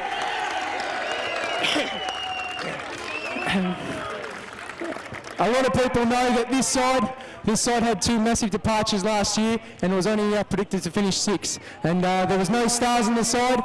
It was just a team left with absolute determination and passion for Heathmont Footy Club. I can't thank you enough for this. This is the most amazing feeling I've ever had, and now we're going to really celebrate it tonight, boys. Okay, somebody has asked me to say, someone loves you, Peter. Ladies and gentlemen, would you please put your hands together for the Division 4 Senior Premiers in season 2008, Heathmont